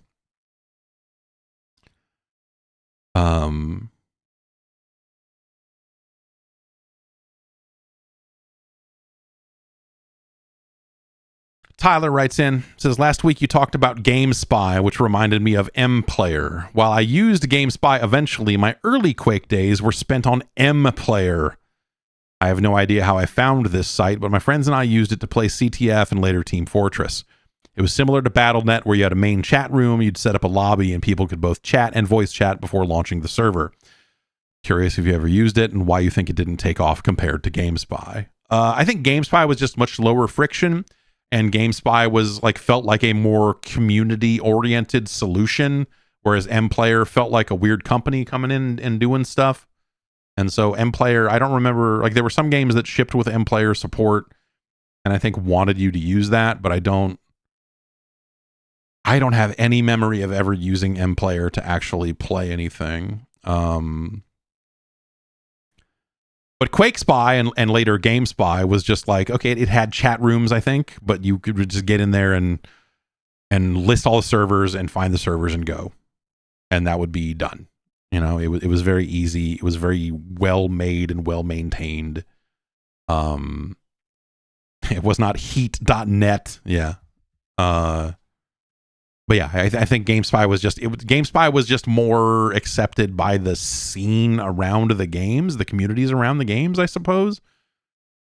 And I don't remember if MPlayer was charging for access. I don't remember if MPlayer was a business or something, but that's kind of how I remember it. Nathan from Indiana with kind of an interesting question or interesting concept. Will an end of console exclusives kill emulation of newer consoles? With Microsoft publishing all of their first-party games on PC day and date with the Xbox, and Sony publishing a lot of their exclusives on PC as well, do you think it will kill any interest in emulating the PlayStation 5 and Xbox Series X in the future? What would be the point if every game is already on PC? Yeah. I mean, you're right. You're right. That's, my answer would be there's always something. There's always something that didn't come out on PC. There's always something that is stranded on. Maybe it's not exclusive to one console, but it's something that maybe never came out on PC properly. It feels, Fast Guy, I think has it right. When we talk about PlayStation 4 emulation, the vast majority of interest around that is specific to people wanting to play Bloodborne. And you can play Gravity Rush in a Vita emulator if you want. And there's a handful of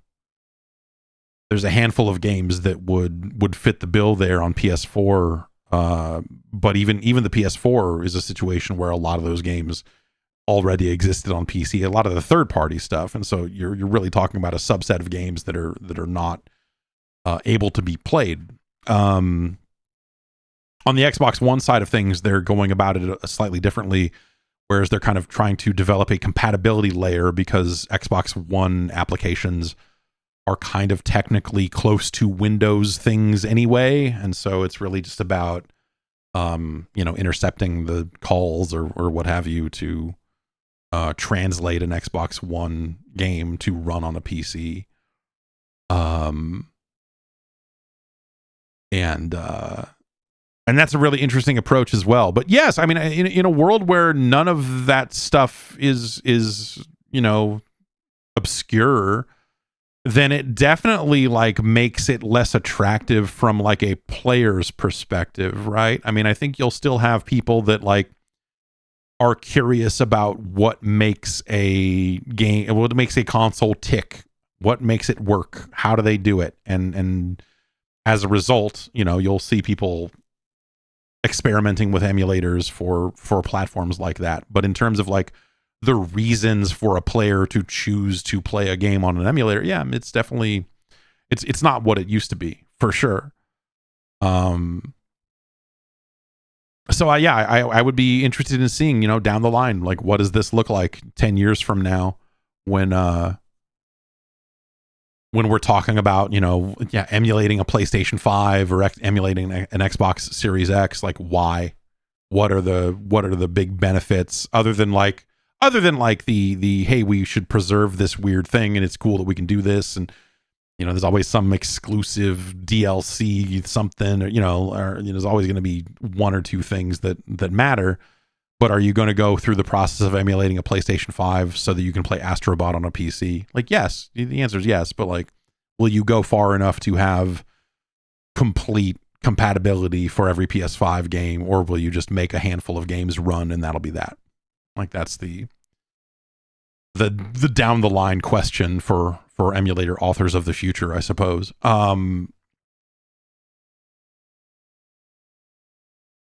Yeah, I don't know. That's we'll have to wait and see. I don't know. That's a weird. You're right that is a weird concept. You know.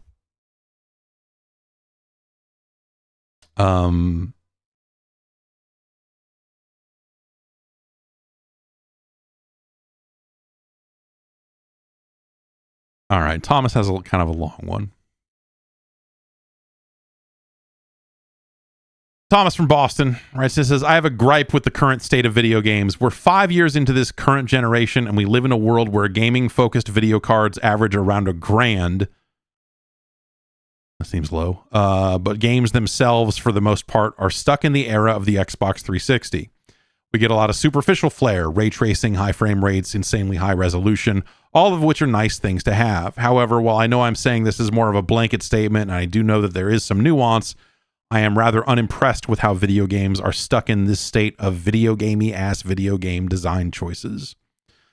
I recall one of the first times I was blown away by what a new generation of video games could do. Soldier of Fortune on the PC.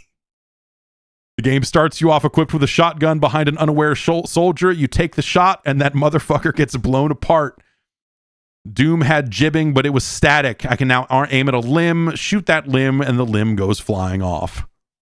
Jump to today. Why are we still seeing games where you melee people with swords only to have them kind of reel back a bit, have a bit of health taken off, and then continue attacking like nothing happened? The game that pushed me over the edge was Rise of the Ronin. I snuck into an enemy camp, climbed up a cliff, snuck to the edge, and jumped down onto a sleeping guard. Kill animation, knife through the throat, blood everywhere.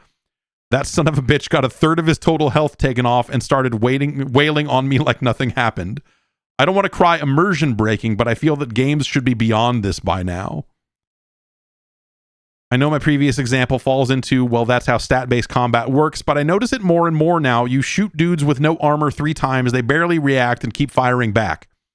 You attack a guy in a turn-based strategy game, they bonk back and have numbers pop up above them and go right back to standing there. I don't know, man. What do you think about this? Thomas, I think that the reality that you're asking for doesn't always make for a good video game. And I think that that's the big balance. And I think that that's why you don't see, like, you could build an entire game around that. And people have built things that are more simulation oriented, like mill sims and things of that nature that, that make guns as fucked up as actual guns are, or at least a little bit closer to it. But at the end of the day, like, they're trying to make and balance a game, and they're trying to make a video game, and they're trying to make it fun, and they're trying to make it challenging. And they're working within the limitations that they have in terms of, like, well, it wouldn't make sense to put 80 guys on the screen. So instead, let's make one guy that you have to shoot more than you would in real life to make this conflict make sense, and make this conflict challenging. And so that's why you end up with, and I think that some games go too far in this direction and sometimes get it wrong. Gears of War has often been a game that people have taken to task over enemies just being straight up bullet sponges. The Division falls into this trap as well. And I think it's something that sticks out at you a lot more in like modern military games, because it's easy to map the concept of like, well, we know that guns will fuck people up. You shoot someone with a gun, they're not gonna immediately fucking fire back and do this, and like it's movies are the same way though. Like movies treat plenty of like mortal wounds as superficial, so the guy can shoot back and the guy can do this, and like it's fiction. At the end of the day, they're trying to make something dramatic and they're trying to make something interactive and challenging, and reality is often a bad goal for that sort of stuff. I agree with you that sometimes it's totally ridiculous, and you'll have like a game where sometimes a lot of that stuff makes perfect sense in the context of a straight up one-on-one battle.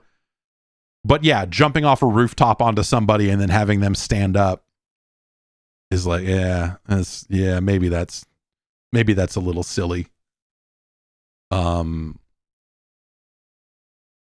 But that's not the direction that games are pushing in, and they probably shouldn't. And that's something that they could have done in the Xbox 360 era, if not earlier, because that's just how games are. That's how you balance a game or how you do a thing. Like the technology and the things that we've done over the last 20 years have nothing to do with that specific thing about a game, right? And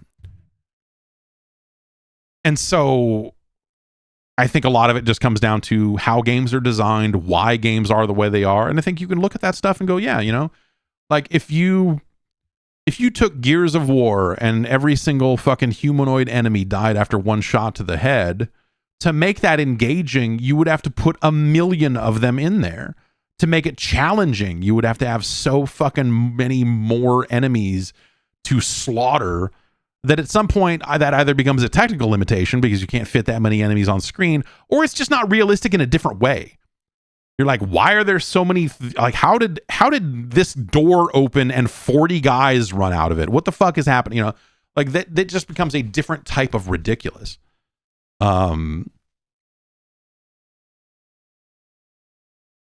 But games were never meant to be completely realistic. Think about the way you heal HP in a 16-bit RPG, where you're just like, I don't know, I applied bandage and then this happened, and then I drank potion and this happened, or like the real wounds don't work that way.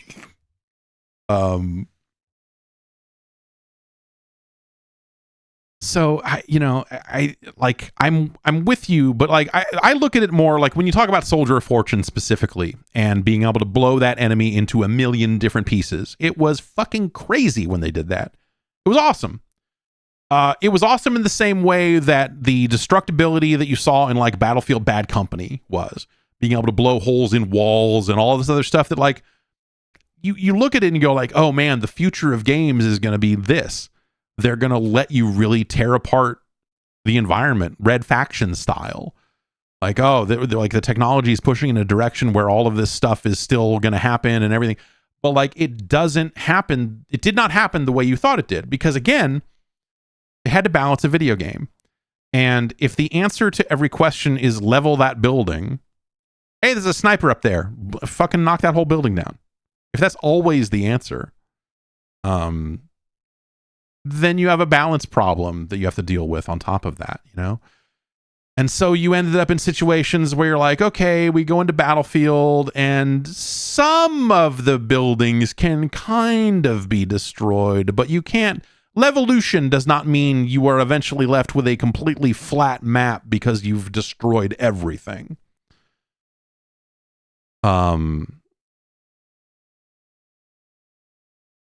And like, it's a shame because that stuff was awesome. And it's cool to feel like you are mega powerful by blowing the shit out of shit. But again, in the context of a big high player number multiplayer shooter and everything, if the first thing everyone does is they just go and knock down all the buildings, like at some point map design gets real fucking bad real fucking fast. And so that stuff can subtract from the game if you haven't built for it the right way. And also, from a tech standpoint, that stuff is hard to do. And, especially now that we're working with much higher quality assets in general, like back on the 360 when Bad Company 2 and stuff was coming out, we weren't seeing games running in 4K at all these resolutions. So as graphics improved from a fidelity standpoint, the computational power required to make those beautiful 4K buildings blast apart into realistic bits became too much. And so it's easy to leave that stuff behind because in a lot of cases, the game isn't really built to do that anyway. And the game probably suffers if you allow that. There's some exceptions, you know, Teardown is fucking amazing, right? But like Teardown's not a competitive shooter, you know?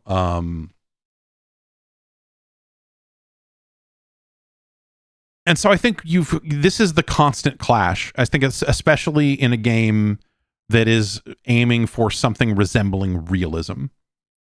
And this is something that I think you can find in every single game out there today. If you know where to, any game that is emulating any part of reality whatsoever, you can find this. Forza Horizon just came out. You can fucking crash through a billion fucking trees. You can knock down fucking phone poles. You can knock down a million rock walls. Your car still drives exactly the same way it does. It never takes any meaningful damage. Does it take some cosmetic damage? Sure.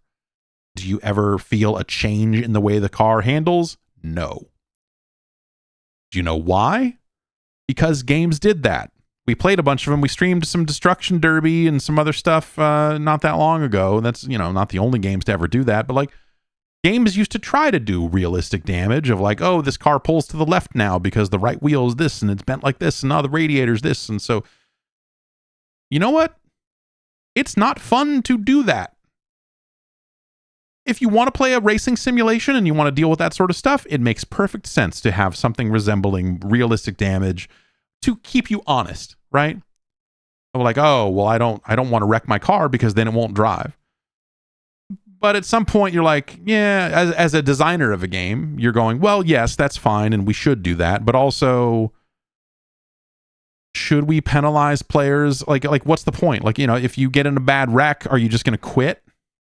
Because you're like, well, I have no hope. Like, okay, my car is just fucked and now I can't do it. Or should we just let them keep driving? We talk a lot about car manufacturers not wanting to see their cars get destroyed. And that's, you know, licensed cars that can be a factor. But like straight up, from a game design perspective, from making a game fun to play and fun to engage with on a mainstream level, you just don't do that shit anymore. Because it's not fun to drive a car that's fucked for more than a few minutes and go like, oh man, I can't believe how fucked this is.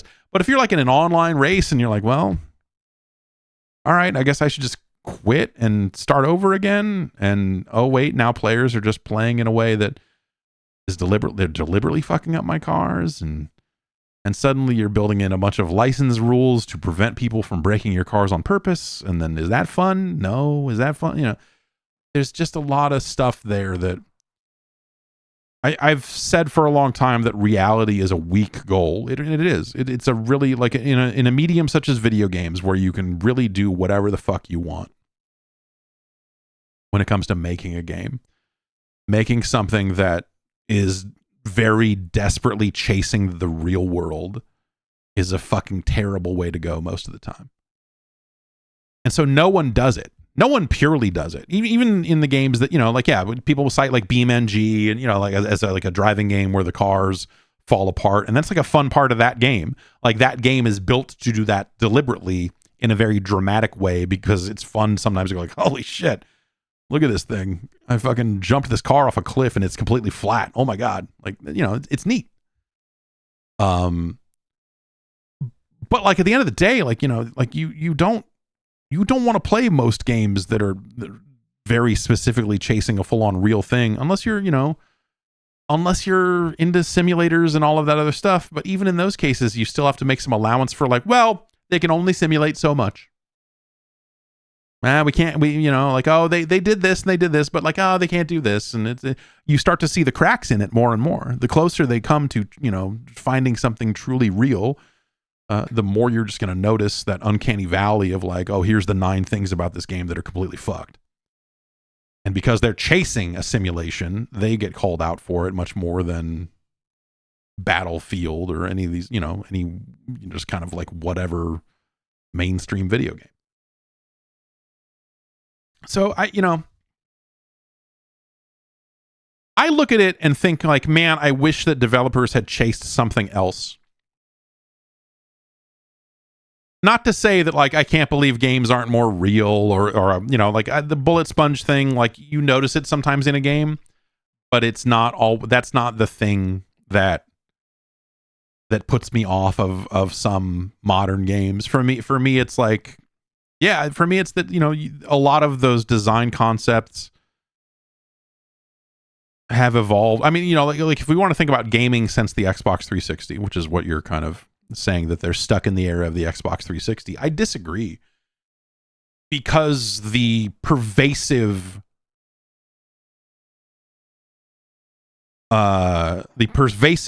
of always online games and games that are always connected to an audience of players and all of that, I think that is the thing that since the Xbox 360, that's the direction that we've moved in more and more, where more and more games are multiplayer and they are trying to be social as a result. And so you're seeing more and more games that have turned into these social experiences, multiplayer experiences, what have you, where they're much more willing to sacrifice the single player component of an experience or eliminate it completely in favor of making something that is, you know, this kind of modern social experience.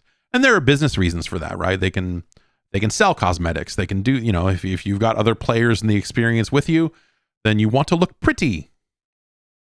And so you want to buy a skin for it and whatever. And the trade-off on this is that sometimes you get games that are completely free, and that can be a very good thing for people that can't afford to buy a lot of games.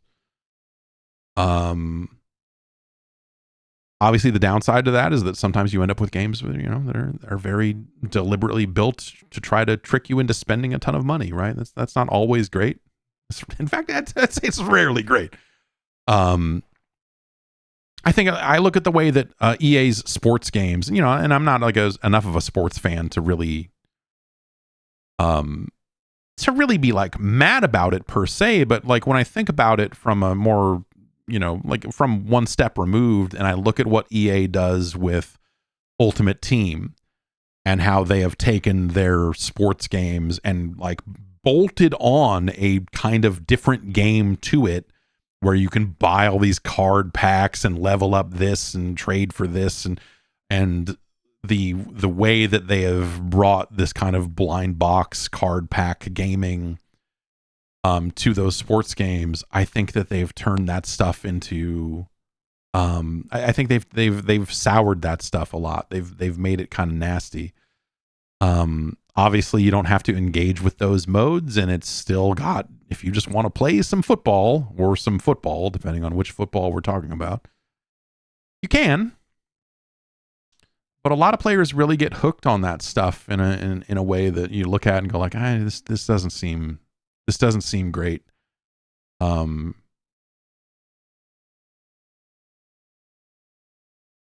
And I don't know. I think that a lot of that coincides with, you know, the number one thing you hear about basketball every year is that 2K's basketball game comes out, everyone's very excited, they buy it, and then they have the exact same complaints about it that they had last year.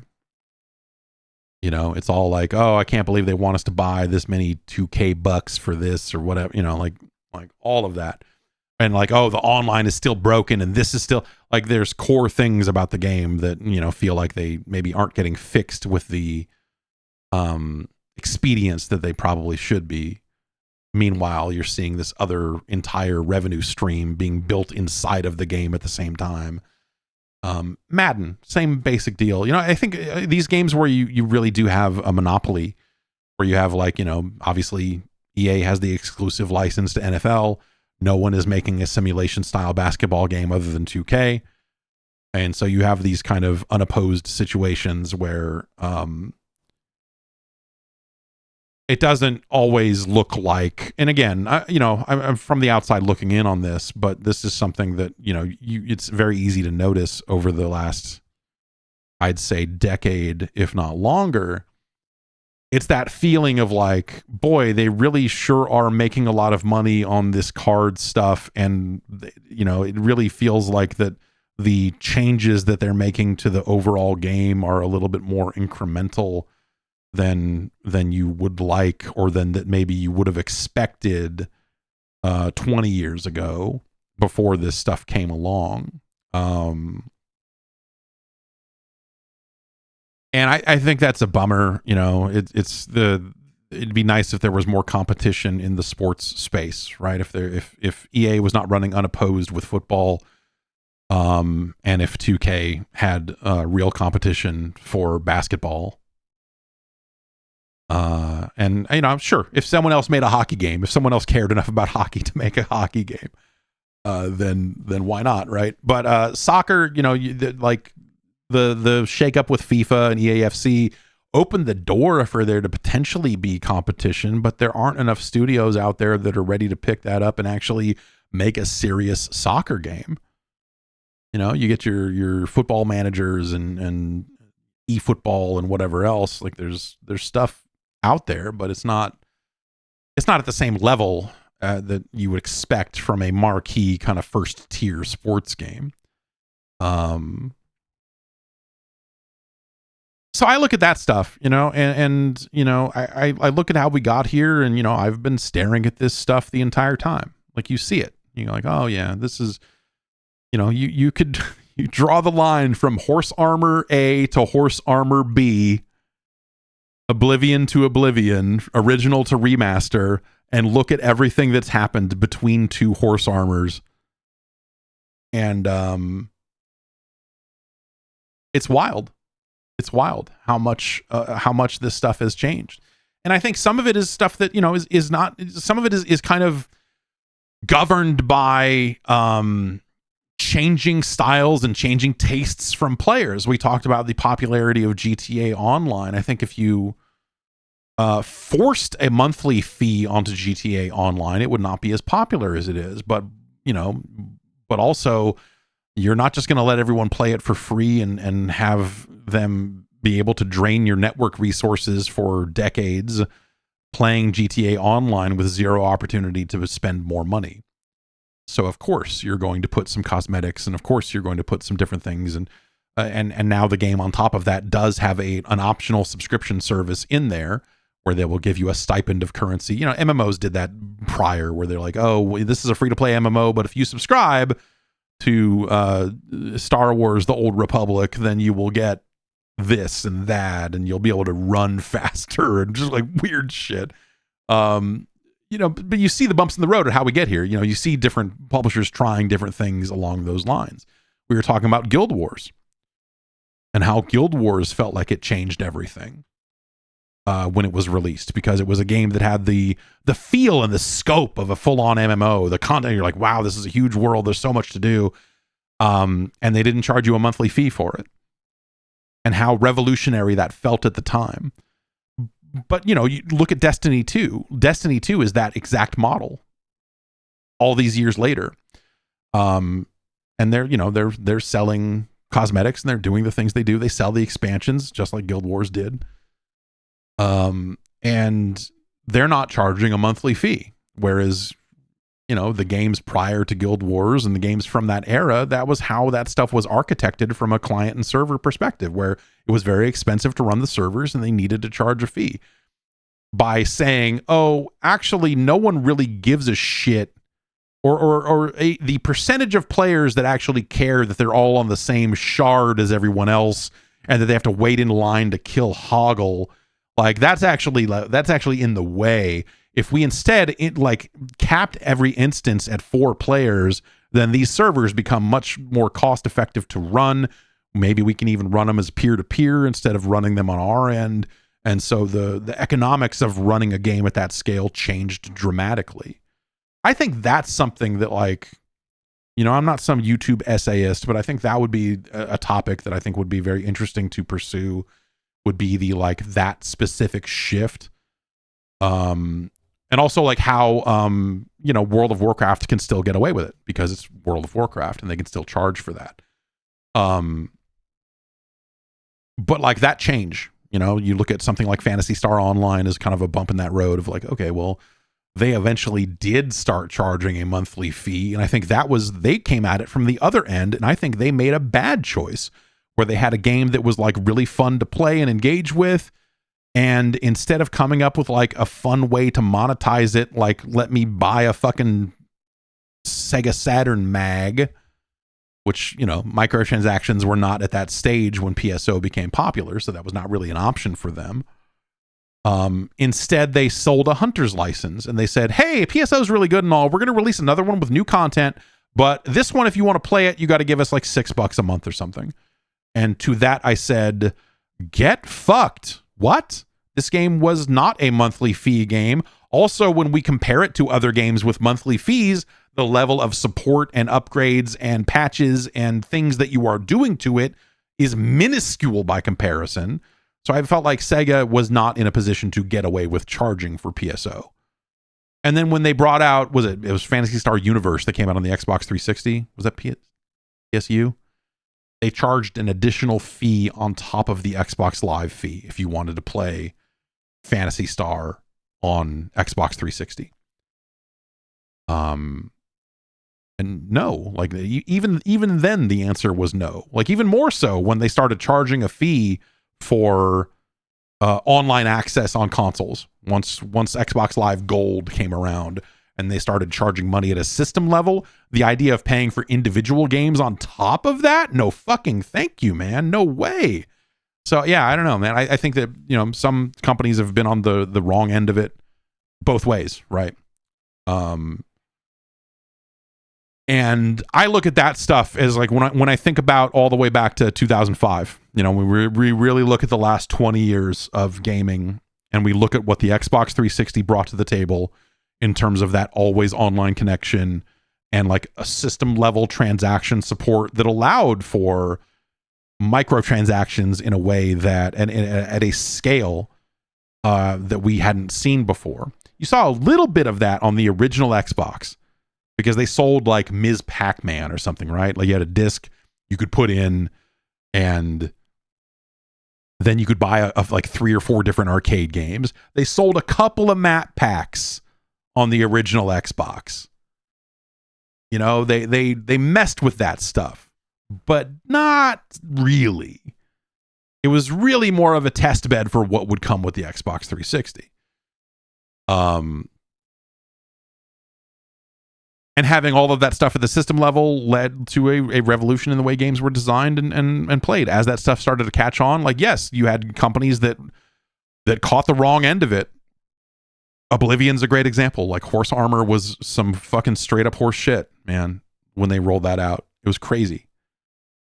Like, you just look at it and be like, you're charging me what for what? Like, the idea of cosmetics, especially in a single player game, like, it didn't make any sense. It was fucking awful. And paying for online is still a dumb thing in a world where you don't do that on the PC. And, you know, it's and that a lot of the games are run peer to peer, not all of them, especially now that, you know, everyone needs to protect their economy and no cheating and no this and no that. And so everything has to run server side. We're back to an era where developers are having to keep more stuff on their end instead of just running everything on the client, because competitive games shouldn't be running client server because you had a host advantage and blah, blah, blah, like all this other shit. So we've kind of looped back around in a couple of ways in terms of like, what are the best practices for developing an online game? It comes down to the type of game you're making. Is it competitive? Is it cooperative? Is it this? Is it that? What are you selling for it? What is that? You know, there's a lot of different answers wrapped up in that. And it's really, I really get torn about it, because I think at the end of the day, like, it's exciting that games have pushed in a direction where they're taking advantage of this technology, the internet, to create deeper online experiences than were possible before. It's not just, I connected to a server and me and 15 other people shot each other for 8 minutes and then I went and did something else.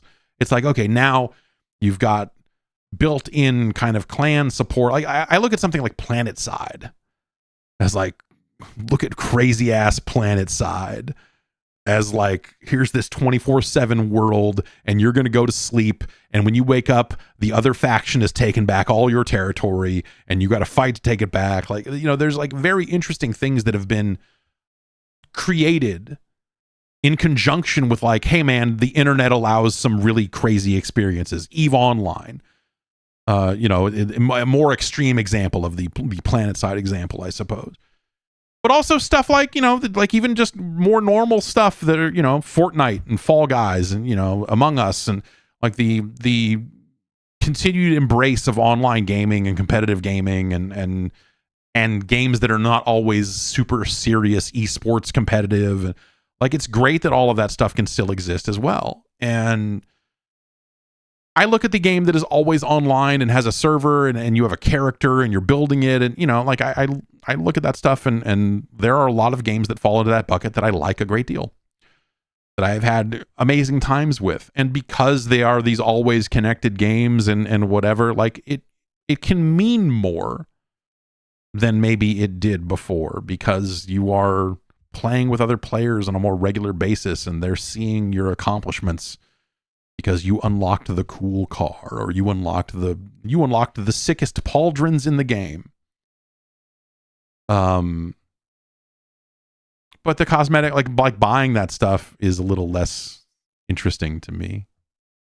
I like the cosmetic as a trophy.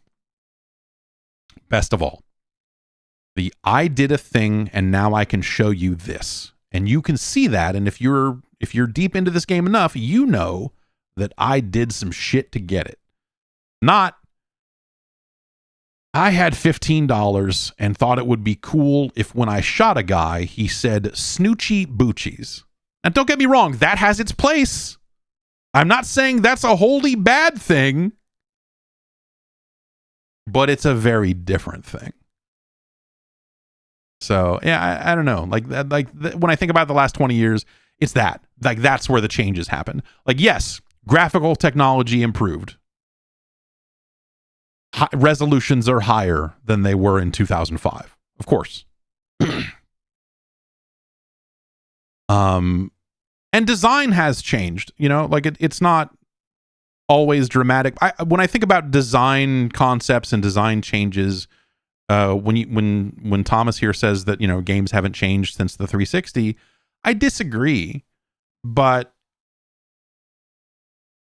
it's not always it has not seen a dramatic shift in the ways that he's talking about. The dramatic shifts have happened in the nature of the game being online, and oh, there's a new mission next week and there's new this next week and they're patching this in, and you know, the kind of level of ongoing support that a lot more games get today than they did 20 years ago.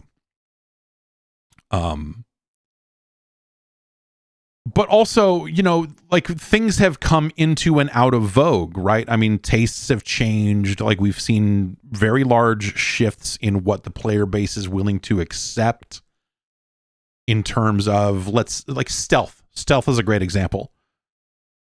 Stealth games used to be much more rigid. Stealth games used to be stealth games. Stealth games used to be Sam Fisher gets seen 3 times and I'm pulling you out, and you have to do the whole thing again. And you know what? That fucking sucked then, and it fucking sucks more now. And because of people like me, everyone realized that all their stealth games need to be soft stealth. Like, oh, you got spotted? Shoot everybody. So that's a better solution than, hey, retry this mission again. Hey, bang your head against this mission for 20 minutes because you don't know, you can't fucking do this path or do that. Like, fuck that. Who has time for that shit? No.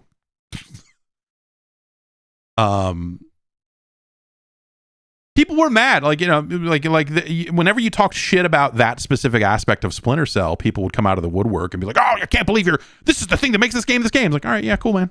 Guess what? I don't like Splinter Cell. And then eventually, some years later, when they started making more and more Splinter Cell games, they realized, yeah, you're right. It's not fun to have a mission end just because you got spotted and have to go through and then reload and do all this other stuff and do this and do that. And instead, we'll put in bonuses for if you can get through without being seen. But if you want to shoot everybody, you can just shoot everybody. You're like, damn right. Now we're talking. So I look at that stuff as you know, that is stuff that has changed. Think about what Hitman was then compared to what Hitman is now in some ways, you know? And how ridiculous Hitman can get. Hitman was always kind of on the right side of history with a lot of that stuff, but not like it is now, man. Holy shit. But yeah, I look at like those types of ideas. I think, you know, we've seen, gosh, let's think about it. I mean, 2005, you know, we were kind of entering into an era where Japanese game development was having a hard time again. Like the launch of the Xbox 360, the popularity of the Xbox 360 presented challenges for Japanese developers. And it took them a very long time to kind of catch up and get back to a point where they were kind of, I don't know, man, like for the longest time, like it felt like Japanese development was chasing Western game development, and they were making a bunch of really bad shooters. You know, they were like, well, I don't know, this seems like it's the popular thing here. Maybe Lost Planet 2 is the answer to this question. And you're like, yeah, I mean, Lost Planet 2 is neat, but it is not the answer to any question. And it only got weirder and worse from there. And so you had this like dark period here for like it was like a decade or so. Yeah, 2015 or so.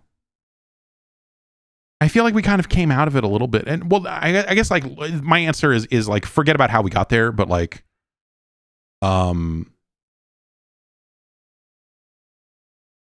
people in the chat are talking about Phil Fish. Yes, I mean this is the era when Phil Fish was talking about how Japanese games were bad, and he meant it very specifically about that era. When he talked about it, he was very much referring to like, you know, Japanese game development kind of losing its way. Of course, that nuance got lost, and now people still think that whatever. Stupid. But now, look at where Japanese game development is these days, and look at the popularity of franchises that we never thought would have the ability to catch on in the US. You know, stuff. I mean, the Yakuza series got so popular that they said, "Fuck you, we're not going to call it Yakuza anymore. You're going to deal with the name we call it in. We're going to use the Japanese name in English." Nier Automata was a huge fucking cool fucking game. There's a, you know, yeah, I mean, you know, like we've seen that resurgence, and we've seen, but a lot of that is not necessarily that Japanese development figured it out and went along that line.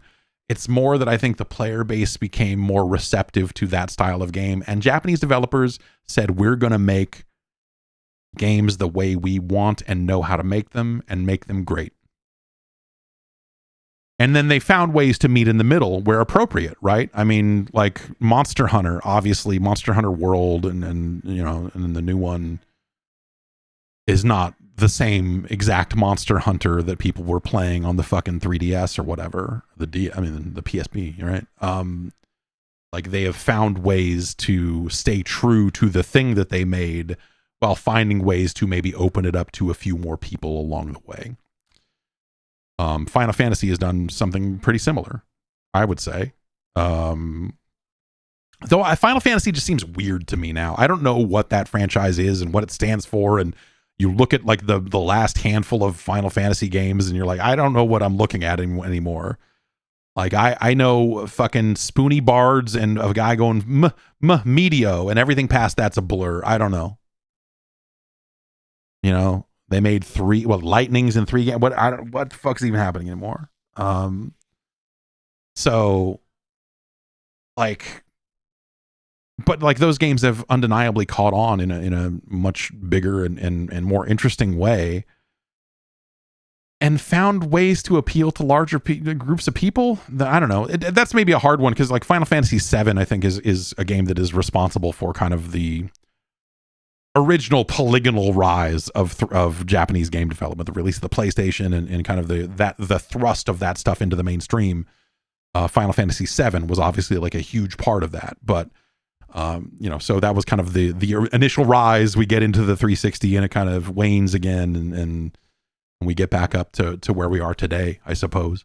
I think that's a really interesting trajectory that stuff is taken, right? And it's sad in a way because I think along the way we lost a lot of the smaller stuff, right? We talk about Japan studio closing down, and we'll get back to a point where someone will eventually be allowed to make a new Ape Escape any day now.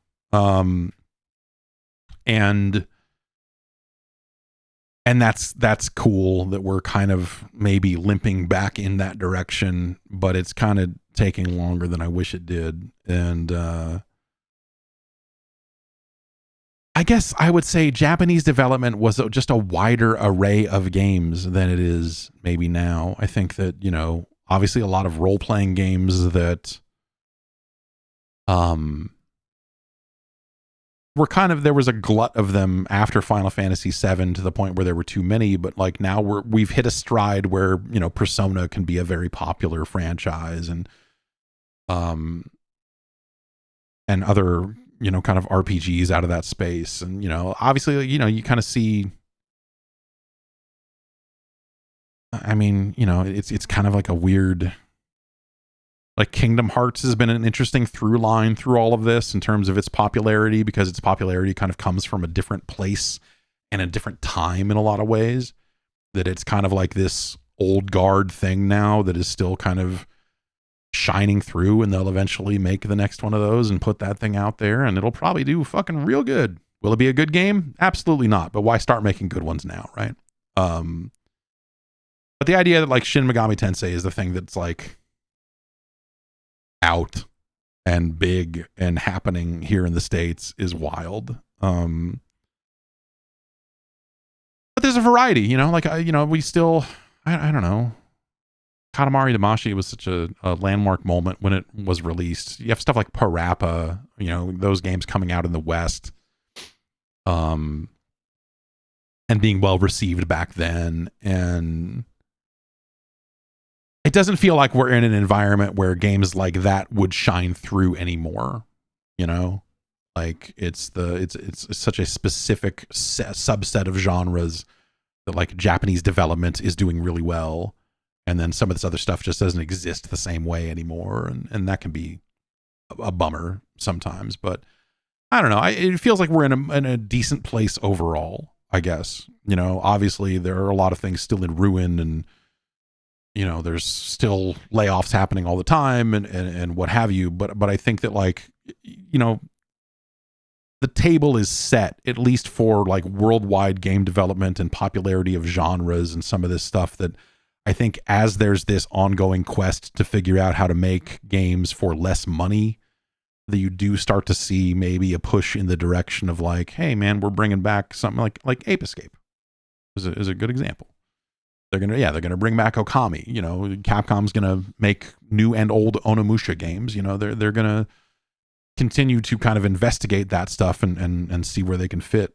And I feel pretty good about that overall, even if there's just a lot of fucking horrible shit happening around the edges, no, not around the edges, but if there's a lot of horrible shit happening to the job market and game development worldwide and all of that, there's still like, that's the glimmer for me. I look at that and go like, it feels like that we're kind of entering back into a time where more of those things are possible. To get back to Thomas's question, none of those games are necessarily new and revolutionary in ways that, make you forget about the Xbox 360. But I would also say that like, the Xbox 360 is the last time we saw a major shift in available technology. It is not as dramatic of a shift as the PlayStation 1, right? The real change is that we went from 2D gaming to 3D gaming. And then with the Xbox 360, we went from 3D gaming to 3D gaming connected to the internet at all times. And that's been the last big change. Since then, yeah, it's been a lot of extensions of, you know, like, hey, those ideas and some of those concepts and whatever. But I would say that, like, if you look at some mid-period 2D gaming compared to the last days of 2D, not that different. Just better looking, deeper games. And that's kind of where we're at now, is in theory, we're getting better looking, deeper games. The problem is that past 3Ds, there's nothing, because our human eyes can't handle 4D. No, like, what's the next shift? I think that's the thing, is like, what's the next big deal that actually changes gaming? It's not VR. If it was going to be VR, that would have happened. You know, maybe we reach a point where technology progresses in such a way that that's worth trying again, but it's not VR. And so what actually replaces this form of gaming? You talk about gaming not having changed since the Xbox 360, but like, where do we go from here? We've seen a lot of variety in design and development, but it's, you know, it's iterating and building upon time-tested concepts, and there's nothing shocking or surprising about that. That's what the 2D era was in a lot of ways as well. So we've integrated online into as many things as can do it. So what's actually next? Because if it's just, hey, we're going from 4K to 8K, that doesn't excite people the way something truly brand new could. So, yeah, I don't know, man. Thanks for your emails. That's going to do it for the show. Thanks everyone for writing in and all of that. Yeah, like a weird Monday show, but you know, I'm not going to have power tomorrow for most of the morning and afternoon from the looks of things. So yeah, here we are. But that should just be Tuesday, so I'll be back on Wednesday. We'll stream some stuff, and then Friday we'll rank another batch of 8-bit Nintendo games and keep the train a-rolling. Have a good rest of your Monday and or Tuesday, and I will see you soon.